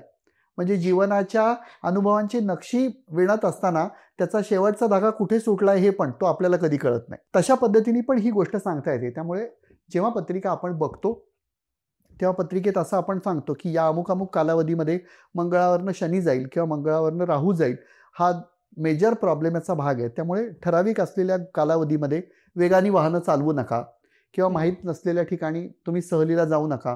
उंचावडनं पडण्याचा योग तशा पद्धतीने सांगता येतो, अपघाताचा योग सांगता येतो. कित्येक मंडळी अशी असतात की जी आपण अनेकदा ऐकतो वाचतो की बंदूक साफ करताना अचानक गोळी उडली आणि तिसराच मनुष्य गेला. तो काही मुद्दाम झालेला भाग नसतो, पण अशा पद्धतीला ही पत्रिका प्रोन आहे का हेही आपल्याला सांगता येतं. परंतु परत असं माझं एक मत आहे की अनेक हजारो पत्रिका बघितल्यानंतर सुद्धा लोक विषादाने विचारतात की या पत्रिकेमध्ये अकस्मात मृत्यू तुम्हाला नाही का दिसला? अकस्मात मृत्यू जसं आपण नवीन गाडी घेताना त्या गाडीबरोबर आपल्या वैयक्तिक नशिबामध्ये ती खूप छान पद्धतीने आपल्याला सुख देईल का एवढाच भाग बघत असतो. त्या गाडीचा अपघात होऊन आपल्याला काही होईल का असा आपण विचार नाही करत. त्यामुळे ज्योतिषी समोर दिसल्यानंतर तत्कालीन गोष्टींचा विचार करतो, गरज नसलेल्या गोष्टींचा विचार त्या ठिकाणी देत नाही. जर असं मला दिसलं की आत्ता लगेचच काहीतरी घडतंय तर मी त्याची सावधगिरीची सूचना नक्की देऊ शकतो. पण काय होतं बऱ्याचदा घरात पत्रिका बघितली जाते आणि एखाद्या मुलाबद्दल किंवा घरातल्या माणसाबद्दल जेव्हा तो ज्योतिषी सांगतो की ह्याला पाण्यापासून भीती आहे, ह्याला उंचावरून भीती आहे, ह्याला ह्याची भीती आहे, त्याची भीती आहे, त्या माणसाचं आयुष्य भलेही 100 वर्षाचं असू देत, पण आयुष्यभर तो त्या पाण्यात उतरत नाही किंवा म्हणजे ह्या असे काही अंधश्रद्धा किंवा त्याबद्दल मला असं वाटत नाही कामं केली जातात. हो अर्थातच. आणि तशा पद्धतीने घरातनं डिरेक्टच केलेलं असतं. करेक्ट. जोपर्यंत समोरच्या माणसाच्या मनात त्या ठराविक पद्धतीच्या भीतीचा एम्ब्रिओ फलित होत नाही तोपर्यंत नंतरचा विचार डिलिव्हर होतच नाही. माणसाला भीती केव्हा होते?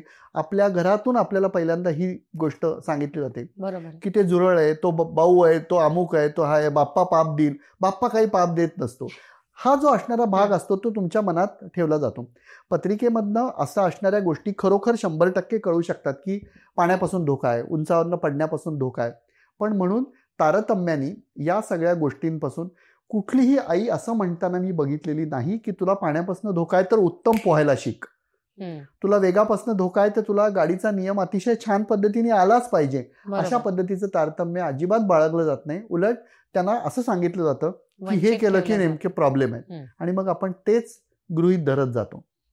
सो हेच मला नेमकं सांगायचं होतं की प्रेक्षकांना की जेव्हा असं काही होतं त्यावेळेला जसं संदीपजींनी सांगितलं की नेमकं उलट व्हायला पाहिजे, त्यात आपण तरबेज व्हायला पाहिजे, तरच ती भीती कमी होईल आणि जर केव्हा प्रसंग उभा राहिला तर त्या प्रसंगाला तोंड द्यायला आपण सक्षम असू. मला नेहमी असं वाटतं की 2 लहान मुलं होती, एकाच वयाची होती. एक मुलगा विहिरीत पडला, दुसऱ्याने त्याला पटकन शेजारच्या बैलगाडीचा जो दोर आहे तो दोर विहिरीत टाकला आणि त्याला जीवाच्या आकांताने खेचून वर काढलं.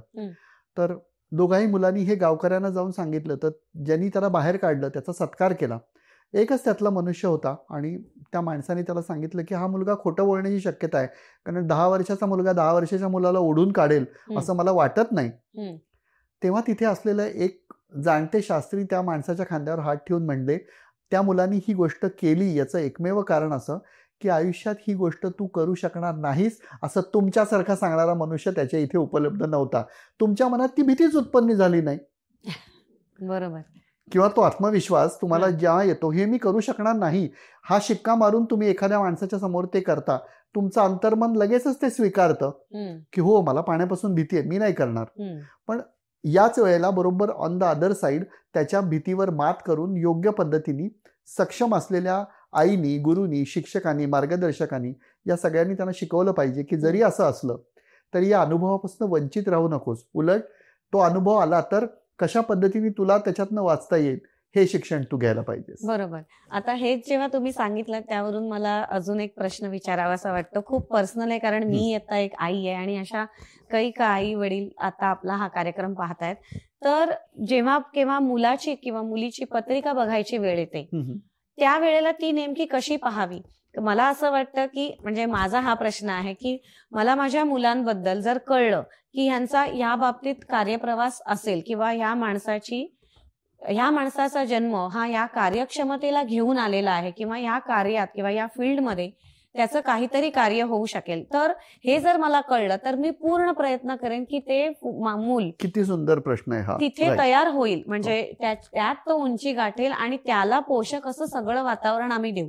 हा महत्वाचा भाग आहे. पण अशा पद्धतीने पत्रिका बघितल्या जाऊ शकतात का किंवा असा गायडन्स अशाच बघायला पाहिजेत असं मला वाटतं. मला असं वाटतं की जन्माला आलेल्या मुलाच्या बाबतीमध्ये आईबाप आपल्या स्वप्नांच्या डोळ्यांनी त्या पोरांकडे बघतात आणि आपल्या महत्वाकांक्षांच्या असलेल्या बाटल्या त्यांच्या तोंडात कोंबतात आणि आपण जे त्यांना पाजू त्यांनी त्यांचं शरीर धडधाकट होईल आणि आपल्याला हवं तशी ही मूर्ती घडेल असं मला वाटतं. जन्माला आलेला पेरू त्याचा आंबा करायचा प्रयत्न ही पालक मंडळी करत असतात. त्यामुळे खूप सुंदर वाक्य तू म्हणलीस की त्यांच्या ह्याच्यातल्या असणाऱ्या ॲबिलिटीज किंवा क्षमता आहेत त्या नेमक्या काय आहेत त्या ओळखाव्यात आणि अशा पद्धतीने ही गोष्ट करावी. पत्रिकेत असणारा मंगळ हा जो भाग आहे तो ॲक्टिव्हली रिसर्च या सेक्टरमध्ये मंगळ, बुध किंवा रवी याच्यासारखे ग्रह actively research sector, technology, understanding या सगळ्या गोष्टींमध्ये काम करतात. बुध आणि शुक्रासारखे ग्रह हे कला, प्रेझेंटेशन, परफॉर्मन्स यासारख्या गोष्टींमध्ये उत्तम पद्धतीने काम करतात.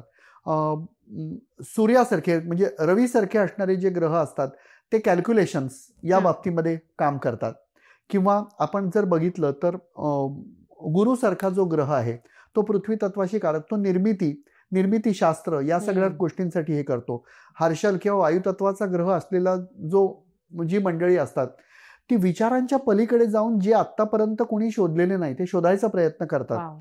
त्यामुळे जन्माला आलेलं हे जे पिल्लू आहे ते त्याची सुद्धा पराशरीमध्ये 4 गोष्टींनी ठराविक मुदत दिलेली आहे की वयाच्या 15 वर्षापर्यंत पत्रिका बघत असताना आपण 4च गोष्टी बघतो की हा मुलगा व्यवस्थित पद्धतीने शिकेल का नाही, याच्या शारीरिक पद्धतीने काही अडचणी नाहीत ना, आई वडिलांच्या छत्रामुळे काही मेजर प्रॉब्लेम होणार नाहीत ना, म्हणजे ते आई वडील त्याला ती गोष्ट देऊ शकतील का नाही, आणि वैयक्तिक याच्या पत्रिकेमध्ये असा कुठलाही दोषाचा भाग नाही ना की हा आपले गोल अचीव करू शकणार नाही. या 4 गोष्टी जर स्टेबल असतील तर मग पुढचे, म्हणजे तुम्ही सांगतानाच एकदम डायरेक्ट मी 3 मजली इमारत उभी केली असं होऊ शकत नाही, तुम्हाला पाया घालायला लागतो. तशा पद्धतीने या मुलाच्या ॲबिलिटीज, ॲक्टिव्ह असणाऱ्या गोष्टी, आणि म्हणून मी तुला म्हटलं की आपल्या डोळ्यांनी मुलांचं भवितव्य बघणारी पालक, तुम्ही मुलांना वेळ देऊ शकता, तुम्ही मुलांना पैसे देऊ शकता, तुम्ही मुलांना संधी देऊ शकता, पण तुम्ही मुलांना कधीही नशीब देऊ शकत नाही. अशी अनेक मुलं मी बघितलेली आहेत की ज्यांना शिकायचं होतं भलतंच आणि नाईलाजाने ते शिकले आणि ते फेल्युअरला गेले. हीच गोष्ट योग्य पद्धतीच्या एखादा ज्योतिषी असेल आणि त्यांना जर समजून सांगितली तर त्यात उत्तम पद्धतीने ती गोष्ट होऊ शकते. म्हणजे तो मार्ग मी जर सांगितलं की आता 280 वरनं जाताना गुगल सांगताय की पूर्ण रेड मॅप आहे, तुम्ही तिथे अजिबात जाऊ नका, आणि तुम्ही माझं न ऐकता त्या गर्दीत गाडी घातलीत तर तुम्ही ट्रॅफिकमध्ये अत्यंत त्रासात, उन्हात, आजूबाजूच्या गर्दीत गाड्यांमध्ये फसून राहता. पण तुम्ही माझ्यावर विश्वास ठेवलात आणि म्हणलात की आम्ही राऊट बदलू किंवा इथेच बसून राहा आणि तो मार्ग सिग्नल ग्रीन होईपर्यंत थांबू, तर तुमच्या कम्फर्टमध्ये फरक पडतो. उशीर व्हायचा तर होणार दोन्ही मिळाली, पण जी हानी होणार असते ती नक्की थांबेल, याचा ज्योतिषाचा नक्की फायदा होतो. असं म्हणजे मला वाटतं की हा मुद्दा खूप महत्वाचा आहे की एक करिअर चालू होताना म्हणजे निव्वळ या क्षेत्रात पैसा आहे म्हणून किंवा निव्वळ या क्षेत्रात आता जॉब्स आहेत म्हणून कोणाला तरी म्हणजे त्याचं काय म्हणतात ते की त्या मुलाची घुसमट होतीये, पण तरीही तिथे आपण त्याला घालतोय किंवा मुळातच ते सगळे मार्ग किंवा ते सगळे बिंदू आपण पाहिलेले नाहीत किंवा त्याची क्षमताही त्याची मोजलेली नाही. बरोबर. आणि हे सगळ्यात आपण जेव्हा असं मुलांना ढकलतो त्यावेळेला त्याला होणारा मानसिक त्रास, त्या निमित्ताने नंतर कुटुंबाला होणारा मानसिक त्रास आणि मग वयाच्या 40शीत येणारं डिप्रेशन, हे जर आपल्याला टाळता आलं आणि जर आपल्याला ज्योतिषशास्त्राचा तिथे आधार घेता आला तर मला वाटतं खूप अगदी बरोबर. म्हणजे हा असणारा अत्यंत महत्वाचा भाग आहे. मी अनेकदा असं बघितलेलं आहे की आमच्या महाराष्ट्रामध्ये ग्रामीण भागातनं मुलं येतात, UPSC MPSC, त्यांनी लोकांची यशोगाथा ऐकलेली असते की 8 वेळा MPSC दिली आणि मग मी त्याच्यानंतर तहसीलदार झालो, जिल्हाधिकारी झालो, IPS झालो. तुमच्या वैयक्तिक पत्रिकेमध्ये तुम्ही CA होणार का, तुम्ही IPS होणार का, तुम्ही IAS होणार का, तुम्ही इंजिनियर होणार का, या गोष्टीचे ट्रेड दिलेले असतात. त्याचे चक्क असणारे 1, 2, 3 असे नियम आहेत. तुम्ही ते नियम बघत नाही आणि तुम्ही स्वतःच्या अहंकारापोटी 1 वर्ष, 2 वर्ष, 5 वर्ष, 7 वर्ष प्रयत्न करत राहता. 7व्या वर्षाच्या शेवटी असं लक्षात येतं की तुमच्या बरोबर काम करणारा चपराशी सुद्धा आता साहेब झालाय आणि माझ्याकडे असणारी बुद्धिमत्ता 0, माझ्याकडे आता कुठलंही प्रोफेशनल क्वालिफिकेशन नाही, मी 7 वर्ष वाया घालवलीत. ती येणारी जी खिन्नता आहे, याच टप्प्यावर, पहिल्याच टप्प्यावर तुम्ही जर आलात तर तुम्हाला ज्योतिषी नक्की सांगू शकतो की हा होऊ शकेल. व्हायचं असलं तर कधीपर्यंत आहे ते. आणि अशा हजारो लोकांना, हजारो मुलांना आणि विद्यार्थ्यांना या स्वरूपात मी मार्गदर्शन केलेलं आहे. ऐकताना वाईट वाटतं, पण त्यानंतर मिळणारे जे आई वडिलांचे आशीर्वाद असतात की हो दादा तुम्ही सांगितलं, ती गोष्ट खरंच महत्वाची झाली, हे नाही पण दुसरं झालं, या गोष्टी होऊ शकतात. पण त्यासाठी असणारे उत्तम अभ्यासू ज्योतिषी कुठे मिळतील? म्हणजे तुम्हा एक उदाहरण आपल्या समोर आहे, पण हा एक सगळ्यात महत्वाचा प्रश्न. मी सुद्धा परिपूर्ण ज्योतिषी नाही. अदृष्टात असणाऱ्या काही गोष्टी नियतीने आपल्या फाशांमधनं आपल्या हातामध्ये इतक्या पक्क्या ठेवलेल्या आहेत की त्या गोष्टींचं प्रेडिक्शन आपण करू शकत नाही. कधी कधी खूपदा असं होतं की ती गोष्ट मला दिसू शकली नाही का असं समोरच्याने विचारल्यानंतर मी निशब्द होतो. मला नाही ठाऊक की ही गोष्ट मला का दिसू शकली नाही किंवा या गोष्टीचं उत्तर मी आधी का देऊ शकलो नाही. परंतु त्याहीपेक्षा मला समाधान असं आहे की ज्या गोष्टी मला दिसतात आणि त्या बाबतीत मी लोकांना सावध करतो आणि त्याच्यातनं त्यांना मिळणारी जी फळं आहेत, या दोन्ही गोष्टींची तुलना साधारणतः एक 30% आणि 70% असल्यामुळे त्या 70%त मी मला हे मानतो. पण कुठलाही ज्योतिषी तंतोतंत तुम्हाला आलेल्या अनुभवावरनं माणसं लेबल लावत जातात की अशी जेव्हा जाहिरात केली जाते किंवा मी माझीच जाहिरात अशी करायची की अत्यंत अचूक, अत्यंत तंतोतंत 100% नशीब बदलून देणार, असलं काहीही नसतं. मी सुद्धा माणूस आहे. टेक्निकल एरर ही गोष्ट सुद्धा असू शकते. तुम्ही एका डॉक्टरकडे गेलात तर एक डॉक्टर, दुसरा डॉक्टर, तिसरा डॉक्टर प्रत्येकी त्या गोष्टीचं निदान वेगळं करतो, कारण तुमचं आकलन वेगळं आहे, तुमचा मेंदू वेगळा आहे, त्या पद्धतीची चिकित्सा करण्याची तुमची पद्धती वेगळी आहे. एक डॉक्टर म्हणतो अमुक करायला लागेल, दुसरा म्हणतो नाही केलं तरी चालेल, तिसरा म्हणतो या दोन्ही गोष्टींची काय गरज आहे असं मला वाटत नाही, हा भागच नाहीये. नेमकं खरं कुणाला मानायचं? तर या बाबतीमध्ये तुम्हाला जो तत्कालिक ताबडतोब रिलीफ देईल त्याला तुम्ही खरं मानू शकता, असं माझं मत आहे. म्हणजे तसंच ज्योतिषांचंही म्हणू शकतो का? हो, कारण एकाच वेळेला 4 ज्योतिषी वेगळं भाकीत घडवू शकतात, सांगू शकतात. त्यातला योग्य कुठला, अयोग्य कुठला, हा भाग मला नेहमी सातत्याने असं वाटतं की जो वास्तवाच्या जवळ जाऊन तुम्हाला ज्योतिष सांगेल तो ज्योतिषी खऱ्या अर्थाने खरा. एक भाग असा आहे की रस्त्यावरच्या फुटपाथवर बसणारा मनुष्य, त्यांनी जर एखाद्या माणसाची पत्रिका बघितली तर तो स्वतःच्या दृष्टिकोनातनं बघतो आणि त्या माणसाला, समोरच्या माणसाचं बाकीत असं वाटतं की हा राजा आहे, आणि जो मनुष्य एक हात बघायला 5,000 रुपये घेतो त्याच्या दृष्टिकोनातनं जर तो सामान्य मनुष्य आहे असं त्याला वाटलं तर दोन्ही ज्योतिषी असतात ते आपापल्या दृष्टिकोनातनं बघत असतात. हा दृष्टिकोनांचा फरक आहे असं मला वाटतं. त्यामुळे सगळेच जण ज्योतिष शिकलेले असतात, फक्त त्याचा उपयोग मी मार्गदर्शनासाठी करायचा का अडवणुकीसाठी करायचा की माझ्या वैयक्तिक गोष्टींमधनं समोरच्या माणसाला आनंदी करण्यासाठी करायचा, हे ज्यांनी त्यांनी ठरवावं. पण मग ह्याच्या आपण किती आहारी जावं किंवा ज्योतिषशास्त्राचा आधार कुठल्या टप्प्यांवर माणसाने घ्यायला हवा असं तुम्हाला वाटतं? मला असं वाटतं की ज्या वेळेला तुम्हाला पूर्ण परिस्थिती शरणता असते, एखादी गोष्ट प्रचंड प्रयत्न करून तुमच्या बाबतीत होत नसते, तेव्हा ती होणार आहे का नाही हे विचारण्यासाठी तुम्ही ज्योतिष जरूर बघावं असं माझं म्हणणं आहे. लग्नाच्या वेळेला पत्रिका जुळवून बघाव्यात. 2 स्वभाव आणि 2 मानवी माणसं एकत्र येत असताना त्यांच्यामधली इंटरॅक्शन ही अतिशय स्मूथ होईल का नाही हे बघण्यासाठी ताडून बघावं. आता तर नोकरी, जॉब घेताना बॉसची सुद्धा पत्रिका बघायचा ट्रेंड आलाय. तुम्हाला गंमत वाटेल पण ऑल अदरवाईज आता लोक इथपर्यंत आलेली आहेत. तर मला असं वाटतं की कुठल्याही महत्वाच्या प्रसंगाची जेव्हा आपण तयारी करत असतो तेव्हा ती गोष्ट तुमच्या नशिबात आहे का नाही आणि ती कधी आहे याची गोष्ट जाणून घेण्यासाठी तुम्हाला, जर तुम्ही प्रवासाला निघालात तर समोर येणाऱ्या कुठल्याही गाडीत तुम्ही बसलात तर तुम्ही तुमच्या डेस्टिनेशन पर्यंत नाही जात. तुमच्याकडे पैसे असतात, तुम्हाला प्रवास करायची इच्छा असते, पण ती गाडी कुठली आहे ती तुम्हाला माहित नाही ना.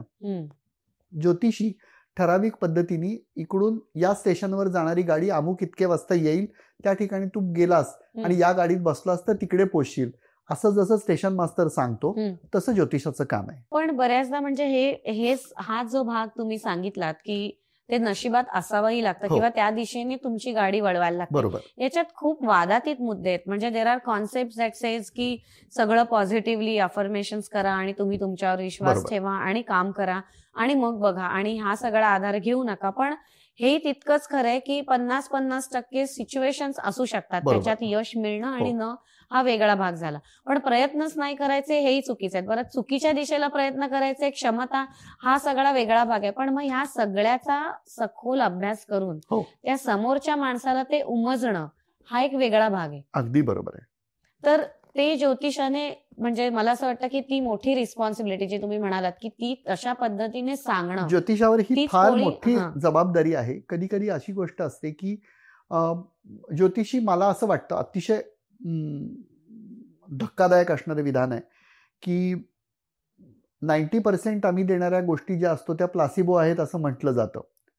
त्यात किती खरं किती तथ्य हे उत्तम ज्योतिषालाच बरोबर माहिती असतं. पण माझं म्हणणं एवढंच आहे की मी जसं म्हटलं की एखादा प्रश्न घेऊन तुम्ही माझ्याकडे आल्यानंतर जर तुम्हाला प्रयत्नवादी करण्याच्या ऐवजी निराशावादी करायला मी गेलो, जर मी तुम्हाला उपायात अडकून ठेवायचा प्रयत्न केला. आता मी काय सांगतो की एखादी गोष्ट तुम्हाला पत्रिका घेऊन माझ्याकडे आल्यानंतर परवा होणार असेल तर मी सांगेन की नाही, तुझ्या नशिबात ती गोष्ट नाही.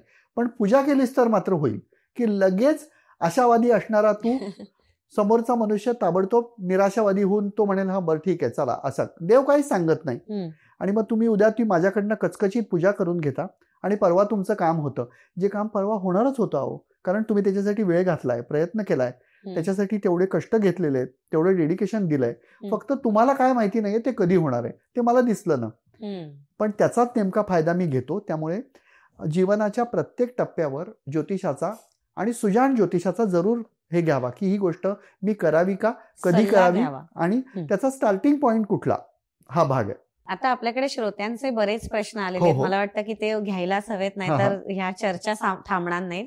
सगळ्यात सुंदर प्रश्न आमच्या एका श्रोत्याने, जो इकडचा सॅन फ्रान्सिस्को एरियातला आहे, त्याने विचारला होता की जो तुम्हाला मगाशी सांगितला आणि तुम्हाला आवडला, की वाल्मिकी ऋषींची पत्रिका जर कोणी पाहिली असेल तर ती दरोडेखोराची असावी का ती ऋषी मुनींची पत्रिका असावी? मला हा प्रश्न प्रचंड आवडला. एकतर वाल्मिकी ऋषींबद्दल पत्रिका उपलब्ध असण्याचा भाग नाही, पण तर्क, मीमांसा आणि चर्चा या 3 गोष्टींवर मला असं वाटतं की वाल्मिकींची मूळची पत्रिका ही मुळात ऋषींचीच असणार.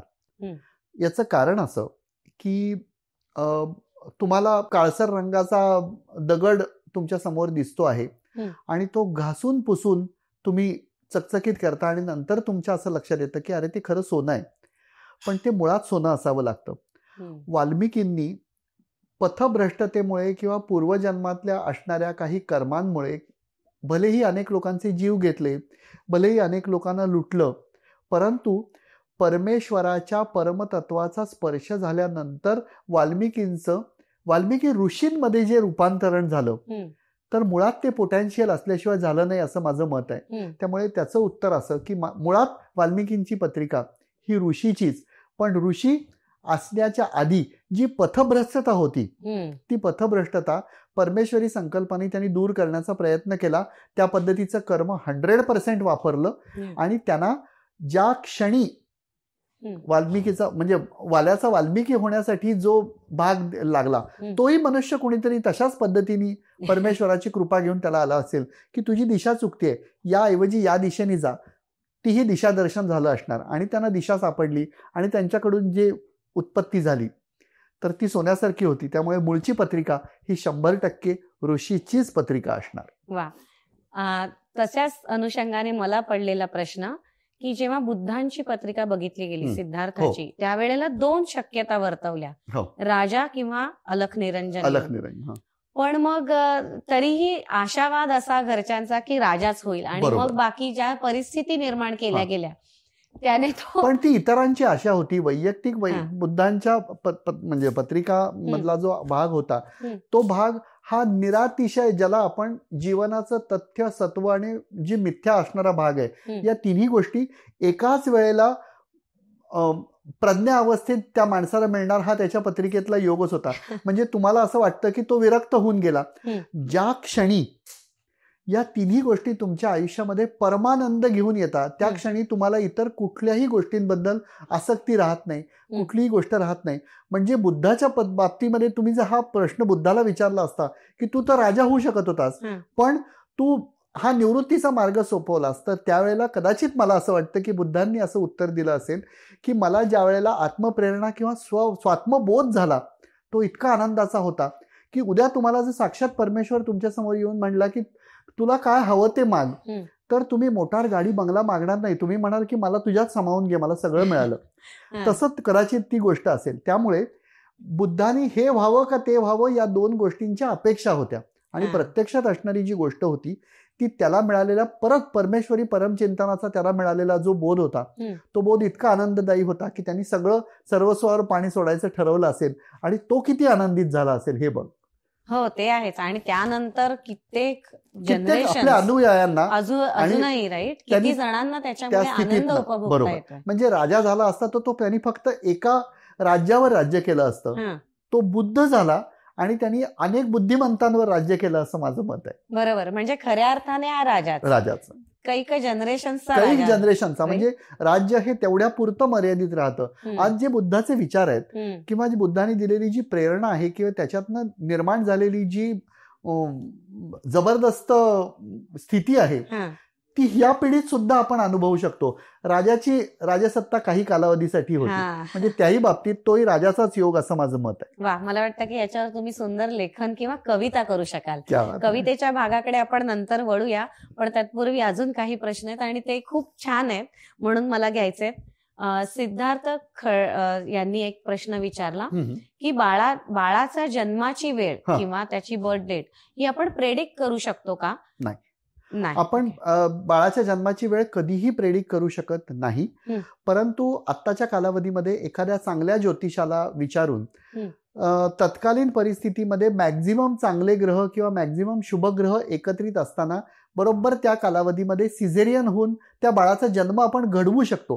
प्रेडिक्शन आपण करू शकत नाही. तसं तर गर्भावस्थेत माता आणि पित्यांचं मिलन झाल्या क्षणी गर्भावस्थेच्या कुंडलीपासून आपण ती कुंडली मांडण्याची इतकी ज्योतिषशास्त्रामध्ये हे आहे, परंतु आपण त्याची वेळ प्रेडिक्ट नाही करू शकत की या कालावधीमध्ये जन्माला येईल. कुठल्या कालावधीमध्ये जन्माला घातलं पाहिजे हे आपण नक्की सांगू शकतो. म्हणजे मग 7.5 टळू शकते किंवा कुठल्याही प्रकारचे कुयोग असले तर ते टळता येणं शक्य आहे. तशा पद्धतीचा तो भाग आहे. शेवटी निसर्ग आहे, तो तुम्हाला सगळ्याच गोष्टी अलाव करेल असं काही नाही, पण त्यातल्या त्यात शुभग्रह अमुक अमुक वेळेला उपलब्ध असताना त्या बाळाचा जन्म झाला तर होय, निश्चितपणे त्याच्या आयुष्यात होणाऱ्या गोष्टी काही पॉझिटिव्हिटी घेऊन नक्की येतील असं मला वाटतं.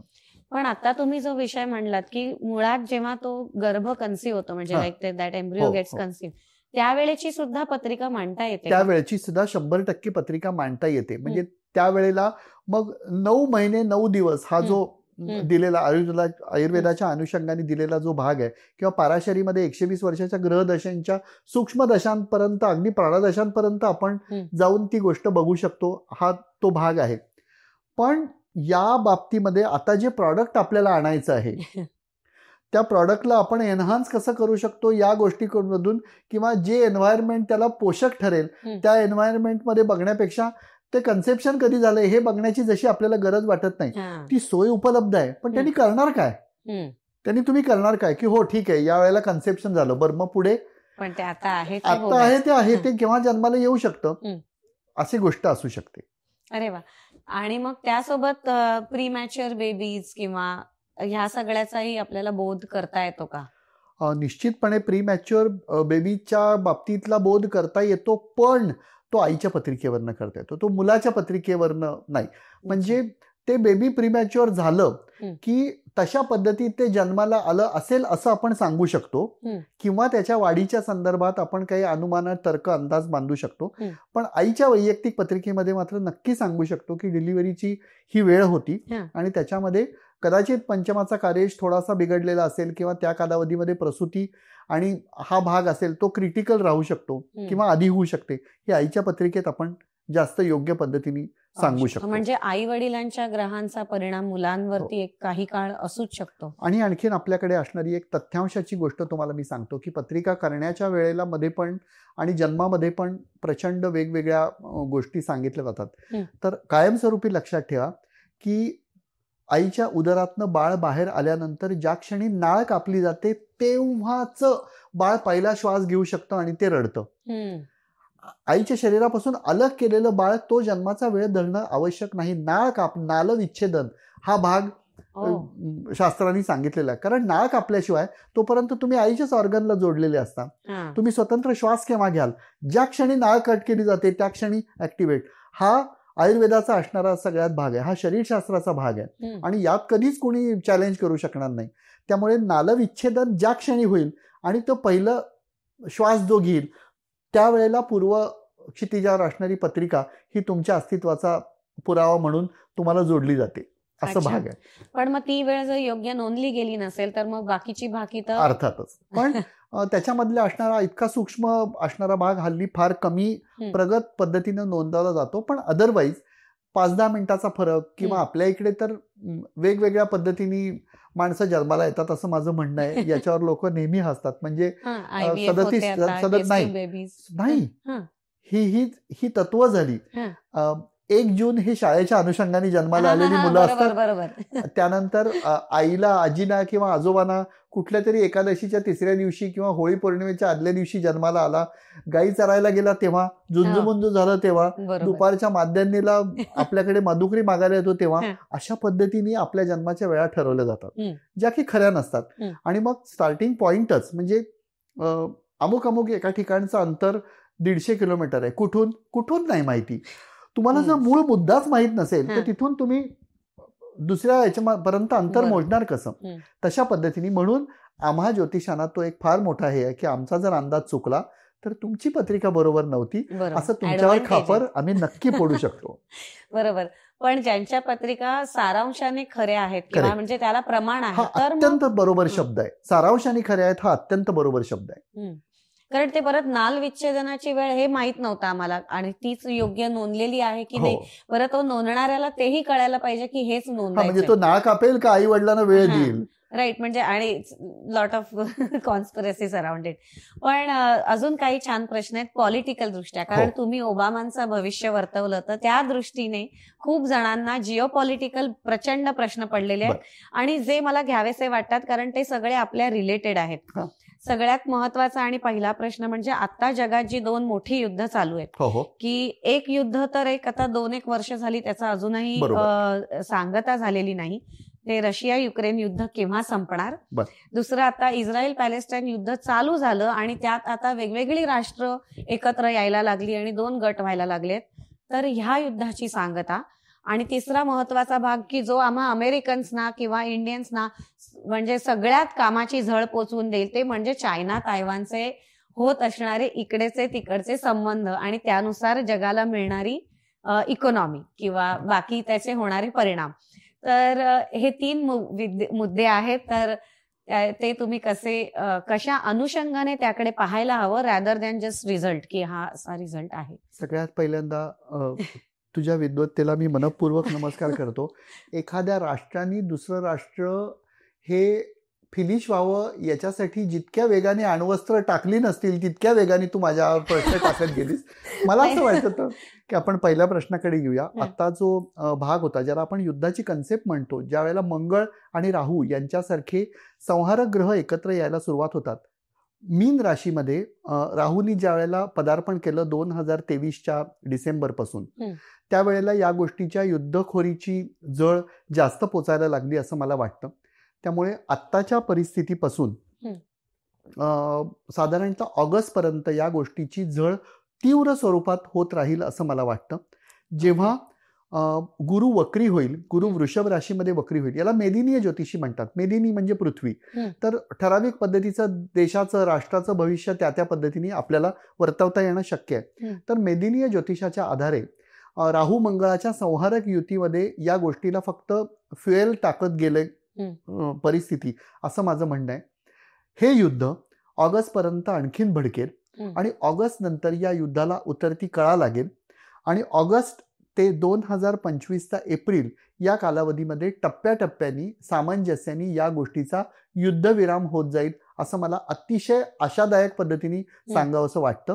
दुसरी महत्वाची गोष्ट, जी लोक तिसऱ्या महायुद्धाची, चौथ्या महायुद्धाची अशी काही काही भाकितं करून एक पॅनिक पसरवत आहेत, त्या मंडळींनाही मला सांगावंसं वाटतं की फक्त अधिकार, दादागिरी आणि स्वामित्व या 3 गोष्टी एकत्र आणून माझ्याकडे बळ किती जास्त आहे ते दाखवण्याचा हा काही ठराविक असणाऱ्या राष्ट्रांचा जो प्रयत्न आहे, तो प्रयत्न सुद्धा सप्टेंबर पर्यंत राजकीय रंगमंचावर तुम्हाला दिसेल, परंतु प्रत्यक्ष नाटक होणार नाही हे मला तुम्हाला अत्यंत मनपूर्वक सांगायची हे आहे.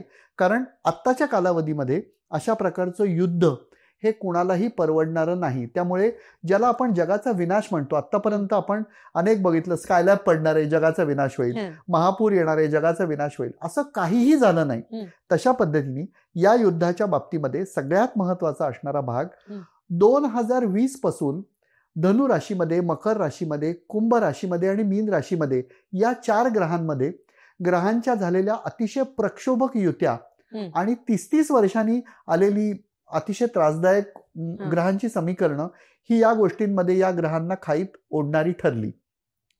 त्यामुळे याचा तणाव आणि प्रभाव जेव्हा कमी होईल तेव्हा हा ताण कमी होईल. आणि माझं जाहीर भाकीत असं आहे, 9 सप्टेंबर 2024 नंतर हा ताण कमी होताना तुम्हाला सगळ्या मंडळींना दिसेल.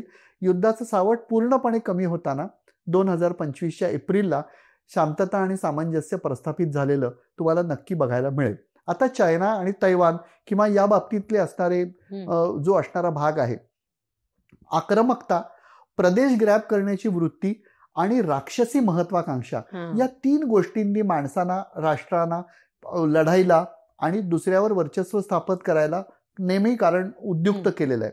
हा असणारा जो भाग आहे तो हर्षल आणि नेपच्यूनशी रिलेटेड असतो. त्याचा केतूशी संबंध आहे. केतू हा विचार त्याच्याकडे नाहीये, त्याच्याकडे विचारशून्य कृती आहे आणि राहूकडे कृतीशून्य विचार आहे. आता आपण कृतीशून्य विचाराच्या फेजमध्ये आहोत. विचारशून्य कृती सप्टेंबर पर्यंत आपल्याला बघायला मिळेल आणि त्यानंतर अग्नीला इंधन जळण्यासाठी जी अपेक्षा असते ती गोष्ट न मिळाल्यामुळे आपोआप तो वणवा शांत झालेला आपण बघू. त्यामुळे आर्थिकदृष्ट्या असणारे चढ उतार किंवा युद्धजन्य परिस्थिती यातनं होरपळलेलं हे जे टोटल राष्ट्रांचं समीकरण आहे ते 9 सप्टेंबर नंतर शांत होताना दिसेल. असा एक दिलासादायक असलेला भाग मी तुम्हाला नक्की सांगू शकतो. ठीक आहे, म्हणजे 2025 पर्यंत आपण हे करूया. सो आता आपण एवढे प्रश्न विचारले, पण ऑडियन्स मधला अजून एक महत्वाचा, आणि मी हा शेवटचा प्रश्न घेते कारण आपल्या अदरवाईज मुलाखतीचे 4-5 भाग करावे लागतील आणि ते आपण करू. पण तत्पूर्वी ह्या मुलाखतीत ऑडियन्सचा हा शेवटचा प्रश्न मी घेते की संख्याशास्त्राचा तुमचा प्रचंड अभ्यास आहे आणि त्यात तुम्ही एक स्वतःची अशी मेथड, जी सुप्तांक शोधन पद्धत, म्हणजे ही शोधन पद्धती जी आहे आणि माणसाचा न्यूमरोलॉजीशी असणारा संबंध, किंवा म्हणजे त्या बाबतीत आम्हाला थोडा उलगडा करून सांगा की कितपत आम्ही त्याची बाजू घ्यावी. अंक जे असतात, तुमचं एखादं नाव आणि त्याच्यातनं येणारी जी ऊर्जा असते ती व्यवस्थित पद्धतीने जेव्हा मॅच होते, जेव्हा अंकशास्त्री तुम्हाला सांगतो की AEIOU ही जी व्यंजनं असतात त्या व्यंजनामध्ये काही ठराविक पद्धतीने फरक करा किंवा ऍडअप करा किंवा मिसिंग असलेला अक्षर त्याच्यामध्ये ऍड करा किंवा वेगळं अक्षर त्याच्यामध्ये ऍड करून तुमच्या नावाचं स्पेलिंग करा, तर कर्म सुसंगत असणारा. म्हणजे आता उदाहरणार्थ नेहमी माझं असं म्हणणं आहे की तुम्ही जर बूट घालत असाल आणि तो बूट एका पायाने थोडासा शॉर्ट असेल तर अंकशास्त्र काय करतं, त्यालाच एक छोटासा कॅलिपर किंवा वेगळ्या पद्धतीचा एक जोड देतं आणि तुम्हाला तुमच्या चालण्याचं सिंक्रोनायझेशन करायला लागतं. तशा पद्धतीने तुमच्या वैयक्तिक नावामध्ये, तुमच्या वैयक्तिक देहामध्ये असणारी जी एनर्जी, जी ऊर्जा तुम्ही ओमिट करत असता त्याच्याशी सुसंगत असलेलं नाव तुम्हाला दिलं की तुमच्या सगळ्या आयुष्यातल्या असणाऱ्या ज्या गोष्टी असतात त्या टेक्निकली धड व्हायला लागतात. अशी अंकशास्त्राची, अशी संख्याशास्त्राची धारणा आहे. उद्या तुम्ही अमेरिकेला भारत म्हणलात तर त्यात बदल होणार आहे का, तर ती गोष्ट तशी होत नाही. परंतु त्यातून एमिट होणारी जी एनर्जी असते ती एनर्जी अतिशय महत्वपूर्ण पद्धतीने सगळ्या गोष्टींमध्ये कशी वापरली जाईल हे अंकशास्त्र पाहतं. अंकशास्त्र कधीही भविष्याचा कुठलाही भाग सांगू शकत नाही. म्हणजे जशा पद्धतीने तुम्ही कॉस्मेटिक एखादी गोष्ट कॉस्मेटिकली करेक्ट करता, तसं अंकशास्त्र हे तुम्हाला न्यूमरॉलॉजिकली तुमचं आयुष्य करेक्ट करतं, असं माझं मत आहे. पण आपण जे आता बघतो की मी माझं नाव SANDIP करत होतो तेव्हा मी सर्वसाधारण होतो आणि SANDEEP करायला लागल्यावर मी खूप जगाला माहीत झालो, असा असणारा जो भाग आहे तर तो काही अंशी ही गोष्ट खरी आहे. परंतु त्याच्यावर हजारो रुपये उकळणारी जी मंडळी असतात त्यांच्यावर विश्वास ठेवणाऱ्या मंडळींसाठी मी सांगतो हा एक अत्यंत भाग महत्वाचा असतो की तुमचं कर्म, तुम्ही केलेला नेमका भाग, या गोष्टी व्यवस्थित पद्धतीने सेटअप करण्यासाठी अंकशास्त्र ही तुम्हाला दिलेली फक्त एक सोय किंवा सुविधा आहे. पण पूर्णपणे तुम्ही त्याच्याचवर अवलंबून राहायला लागलात तर तो कदाचित त्रासाचा किंवा मेजर प्रॉब्लेमचा भाग ही गोष्ट असू शकते. पण अदरवाईज अंकशास्त्र तुमची जन्मकुंडलीनुसार जशी कुंडली मांडली जाते तसं सत्व, रज, तम किंवा या तिन्ही पातळ्यांवर तुमचं व्यक्तिमत्व कसं आहे तशी अंकशास्त्राची 9 अंकांची एक कुंडली मांडली जाते. तिथे वरच्या भागात तुमचा स्वभाव, मधल्या भागामध्ये तुमचं प्रारब्ध आणि तिसऱ्या भागामध्ये तुमचं कर्म, या तिन्ही गोष्टी टप्प्याटप्प्याने मांडल्या जातात आणि त्याच्यावरनं हा माणूस नेमका कसा आहे हे समजण्यासाठी आपण ती कुंडली मांडतो. मग अनेकदा पाश्चात्य राष्ट्रातली जी माणसं असतात ती माणसाची कॅरेक्टरिस्टिक समजून घेणं या गोष्टीसाठी त्याचा उल्लेख करतात किंवा वापर करतात. तर त्याच्यामधले असणारे जे मिसिंग नंबर्स असतात त्या मिसिंग नंबरची जी असणारी पॉवर असते ती कुठे कमी पडते आणि ती वाढवण्यासाठी आपल्याला काय करायला लागतं याच्यासाठी सुप्तांक शोधन पद्धत मी आणली आणि तशा पद्धतीने आपण आपल्या सवयीमध्ये बदल केले, आपल्या अप्रोचमध्ये बदल केले, आपल्या बिहेवियरमध्ये बदल केले तर त्याच्यातनं अतिशय चांगला लाभ मिळेल असं ही परिस्थिती आणि कुंडली सांगते. हा भाग आहे. आणि तुमचा बाकीच्याही विषयांचा अभ्यास आहे, वास्तू, टॅरो किंवा आणि तर हे सगळे जेव्हा तुम्ही भाग एकत्र आणता तर ते परिपूर्ण पद्धतीने बघताना सगळ्या अंगांचा विचार होतो असं होत नाही. डॉक्टर जेव्हा MBBS झालेला असतो तेव्हा त्याला नॅचरल असणाऱ्या गोष्टींमधून त्याला या गोष्टींचा भाग होतो. पण जेव्हा तो पीडियाट्रिशियन होतो, जेव्हा तो ऑर्थोडेंटिक्स मध्ये काम करणारा मनुष्य होतो तर तो सगळ्या आपल्याकडे असणारी जी टूल्स आहेत ती वापरून ती गोष्ट बरी करण्याच्या भानगडीत पडत नाही. तर तो फोकस करतो, त्याला त्याच्याकडे असणारी जी नेमकी स्थिती असते ती गोष्ट तो फोकस करतो असं मला वाटतं. अरे वा, हे आम्हाला माहित नव्हतं. कारण जनरली जेव्हा माणूस स्वतःची पत्रिका बघायला जातो त्याच वेळेला मग ते बाकीच्याही पद्धतींचा म्हणजे सल्ला घेत सुटतात. पण मला असं वाटतं की तुम्ही फोकस्ड असणाऱ्या गोष्टींकडे जास्त इन्क्लाइन व्हावं असं मला नेहमी वाटतं. मग फलज्योतिष, पत्रिका, हस्तरेखा का बाकी सगळ्या ह्याच्यापैकी जर तुम्हाला कोणाला एक दीपस्तंभ दाखवायचा झाला तर तो कुठला असेल? मग आयुर्वेदिक किंवा अलोपॅथिक, होमिओपॅथिक किंवा इलेक्ट्रोपॅथी किंवा बाकीच्या नॅचरोपॅथी, अशा प्रकारच्या अनेक पॅथीनी माणसाचं आयुष्य आपण सुदृढ करायचं किंवा बघायचं, दाखवायचं हे सगळं भाग बघत असतो. पण मला असं वाटतं की कुठलीही एक पॅथी आपण अवलंब करायला नको. परंतु तरी सुद्धा प्रत्येकाच्या आयुष्यातलं एक एम किंवा त्या पॅथीचं एम असतं की समोर असणारा जो त्रासाचा भाग आहे तो 100% त्या माणसाला त्या त्रासातनं बाहेर काढणं हे अपेक्षित आहे, आवश्यक आहे. त्यामुळे तेवढं आपण व्यवस्थित पद्धतीने करणं हे छान आहे असं मला वाटतं. पण अदरवाईज सगळ्या गोष्टींचा एकत्रित विचार करण्याची गरज मुळीच नाही. तुम्ही एका ज्योतिषाकडे गेला तर तो त्याच्यात जर तज्ञ असेल तर तो त्या बाबतीत बघा असं मला वाटतं. मला असं वाटतं मगाशी आपण राजकीय भाकितांच्या बाबतीमध्ये आपण जेव्हा विचारणा करत होतो त्यावेळेला आपण ओबामांचा उल्लेख केला आणि बाकीच्या या गोष्टींचा पण उल्लेख केला. तर मगाशी झालेल्या चर्चेच्या बाबतीमध्ये तो एक भाग मला इथे सांगायचा राहून गेला तर त्या भागाकडे जायला आपण विसरायला नको म्हणून सांगतो. अमेरिकेतली निवडणूक दर 4 वर्षांनी जेव्हा जेव्हा होते त्या वेळेला वैयक्तिक असणाऱ्या एखाद्या प्रदेशावर स्त्री राज्य करेल का, पुरुष राज्य करेल का, वयस्कर मनुष्य राज्य करेल का, तरुण रक्त राज्य करेल का, असं त्या गोष्टींच्या मेदिनीय गोष्टींच्या प्रभावाने आपल्याला लक्षात येतं. सो आत्ता मगाशी आपली जशी चर्चा झाली की आत्ता सद्यस्थितीमध्ये असणारे म्हणजे बायडन यांची पत्रिका तुम्ही बघितलीत तर किंवा ट्रम्प यांची पत्रिका तुम्ही जर बघितलीत तर या दोन्ही बाबतीमध्ये आत्ता मला ट्रम्प यांचं पारडं निश्चितपणे 90% जड वाटतंय. अनेकांच्या भुवया आश्चर्याने उंचावल्या असण्याची शक्यता मला वाटते. अनेकदा यापूर्वी राष्ट्रीय निवडणुकीच्या आधी इथे येऊन अशा पद्धतीत भाकीत करण्याची संधी मला मिळालेली आहे. पण याही वेळेला हे धक्कादायक भाकीत मला तुम्हाला निश्चितपणे सांगावं असं वाटतं की या पद्धतीत कितीही अस्थिरता, अडचणी, त्रस्तता या गोष्टींचा सामना जरी करायचा झाला तरी साधारणतः 29 जुलै या कालावधीनंतर ट्रम्प यांचं जड होणारं पारडं, त्यांना मिळणारी निवडणुकीतली मतं आणि त्यांच्याकडे जनमानसाचा असणारा झुकाव या असणाऱ्या गोष्टी खूप प्रभावशाली पद्धतीने झुकताना तुम्हाला दिसतील.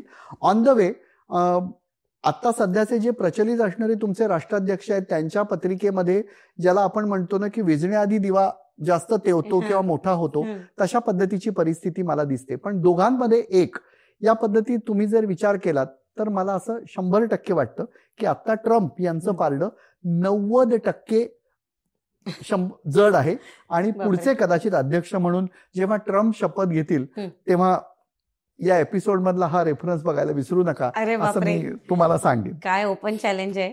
पण जेव्हा हे तुम्ही राष्ट्राध्यक्षांच्या किंवा बऱ्याच राजकारणी मान्यवरांच्या तुम्ही जेव्हा पत्रिका पाहता तेव्हा तुम्हाला त्याच्यात काही साधर्म्याचे भाग दिसतात का?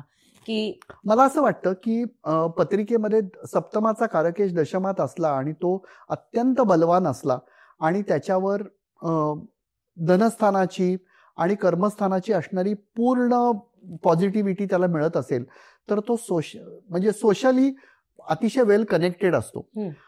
तो एकाच वेळेला पहिल्यांदा सोशली कनेक्टेड असणं गरजेचं, मग त्याला राजपद मिळणं गरजेचं आणि मग त्याला सर्वोच्च पोझिशन मिळणं गरजेचं. तर पत्रिकेच्या दशम स्थानावरनं या गोष्टींचा विचार केला जातो.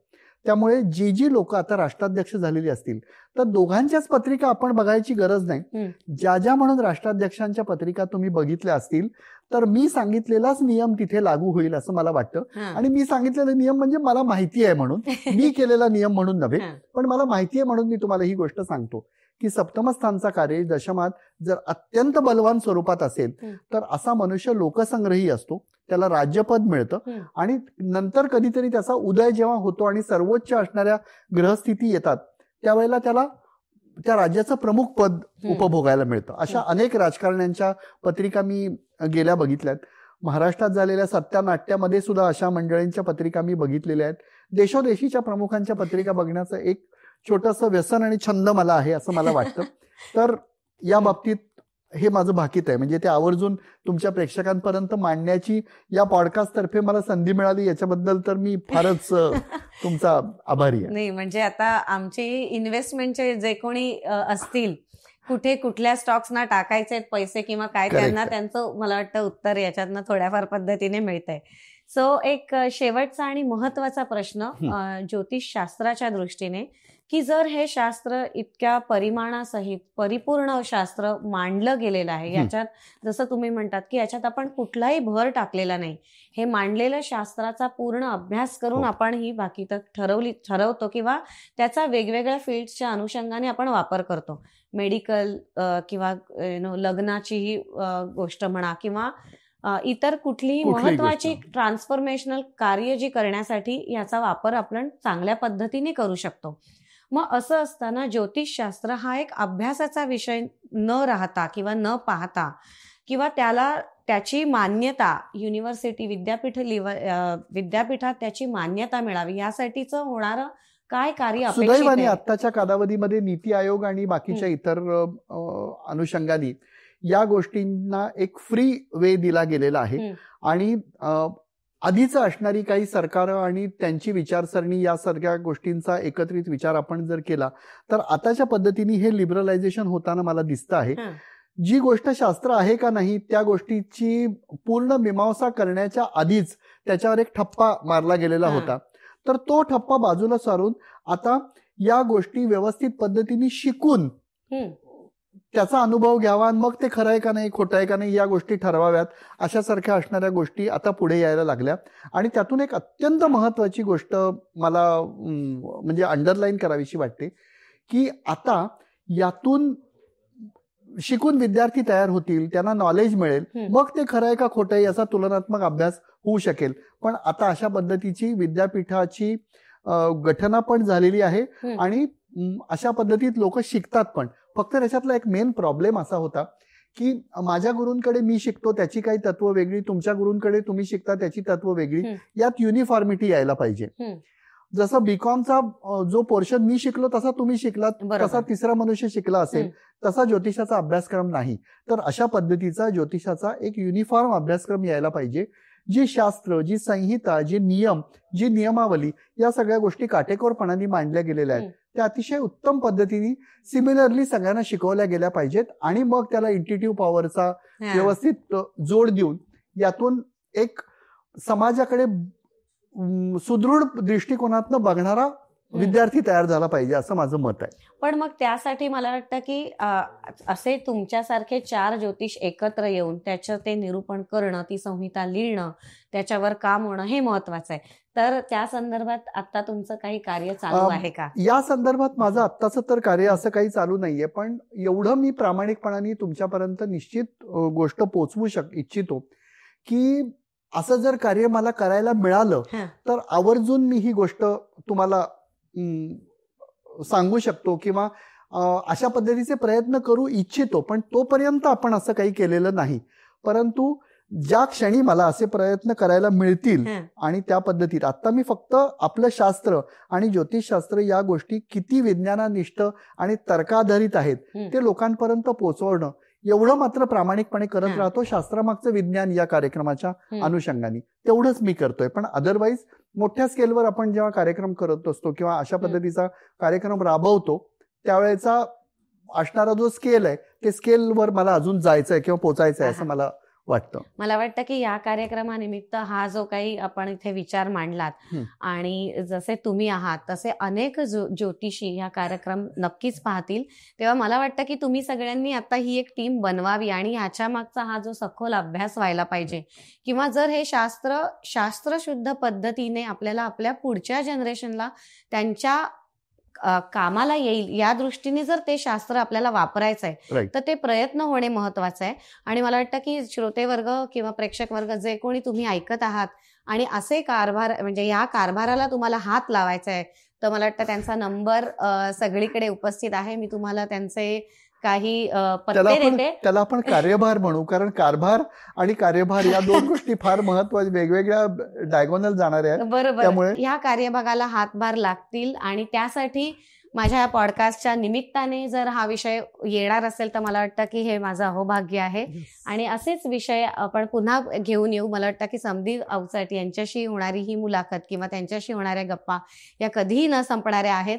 भरपूर विषय आहेत पण मे बी पुन्हा केव्हा तरी वेगळ्या अनुषंगाने हू नोज की after 2 years we will talk about की आता हे असे प्रयत्न आम्ही करतोय तर आम्हाला अशी मदत हवी आहे. या निमित्ताने अतिशय उत्तम पद्धतीत आणि तुमच्या माध्यमातून रसिकांपर्यंत पोचायला मिळालं, संवाद साधायला मिळाला आणि मत व्यक्त करायला मिळालं. त्या निमित्ताने मी मनपूर्वक सर्वांचे धन्यवाद देतो आणि ताईंना पण मनापासून धन्यवाद देतो. मी अशी अपेक्षा करते की हा कार्यक्रम थोड्या वेगळ्या अंगाने मांडण्याचा मी प्रयत्न केला आणि ह्या शास्त्राला पुढे विकसित होण्यासाठी किंवा माझ्या मुलांना त्यांच्या मुलांना ह्याचा अभ्यास करता यावा आणि ते त्यांच्याकडे एक सायंटिफिकली दृष्ट्या पाहावेत. आणि घराघरात की आता जो अंधश्रद्धेचा भाग आहे, अरे पत्रिका पाहूच नको, मग पाण्यापासून भीती आणि याच्यापासून भीती, हे न होता याचा शास्त्रशुद्ध पद्धतीने जीवनातल्या योग्य टप्प्यांवरती त्याची मदत होईल अशा पद्धतीने पाहणं आणि हा दृष्टिकोन खुलवणं हे माझं कार्य होतं. अपेक्षा करते की हा दृष्टिकोन तुम्हाला एक नवा चष्मा ज्योतिषांगाकडे बघण्याचा मिळाला. धन्यवाद. Thank you very much.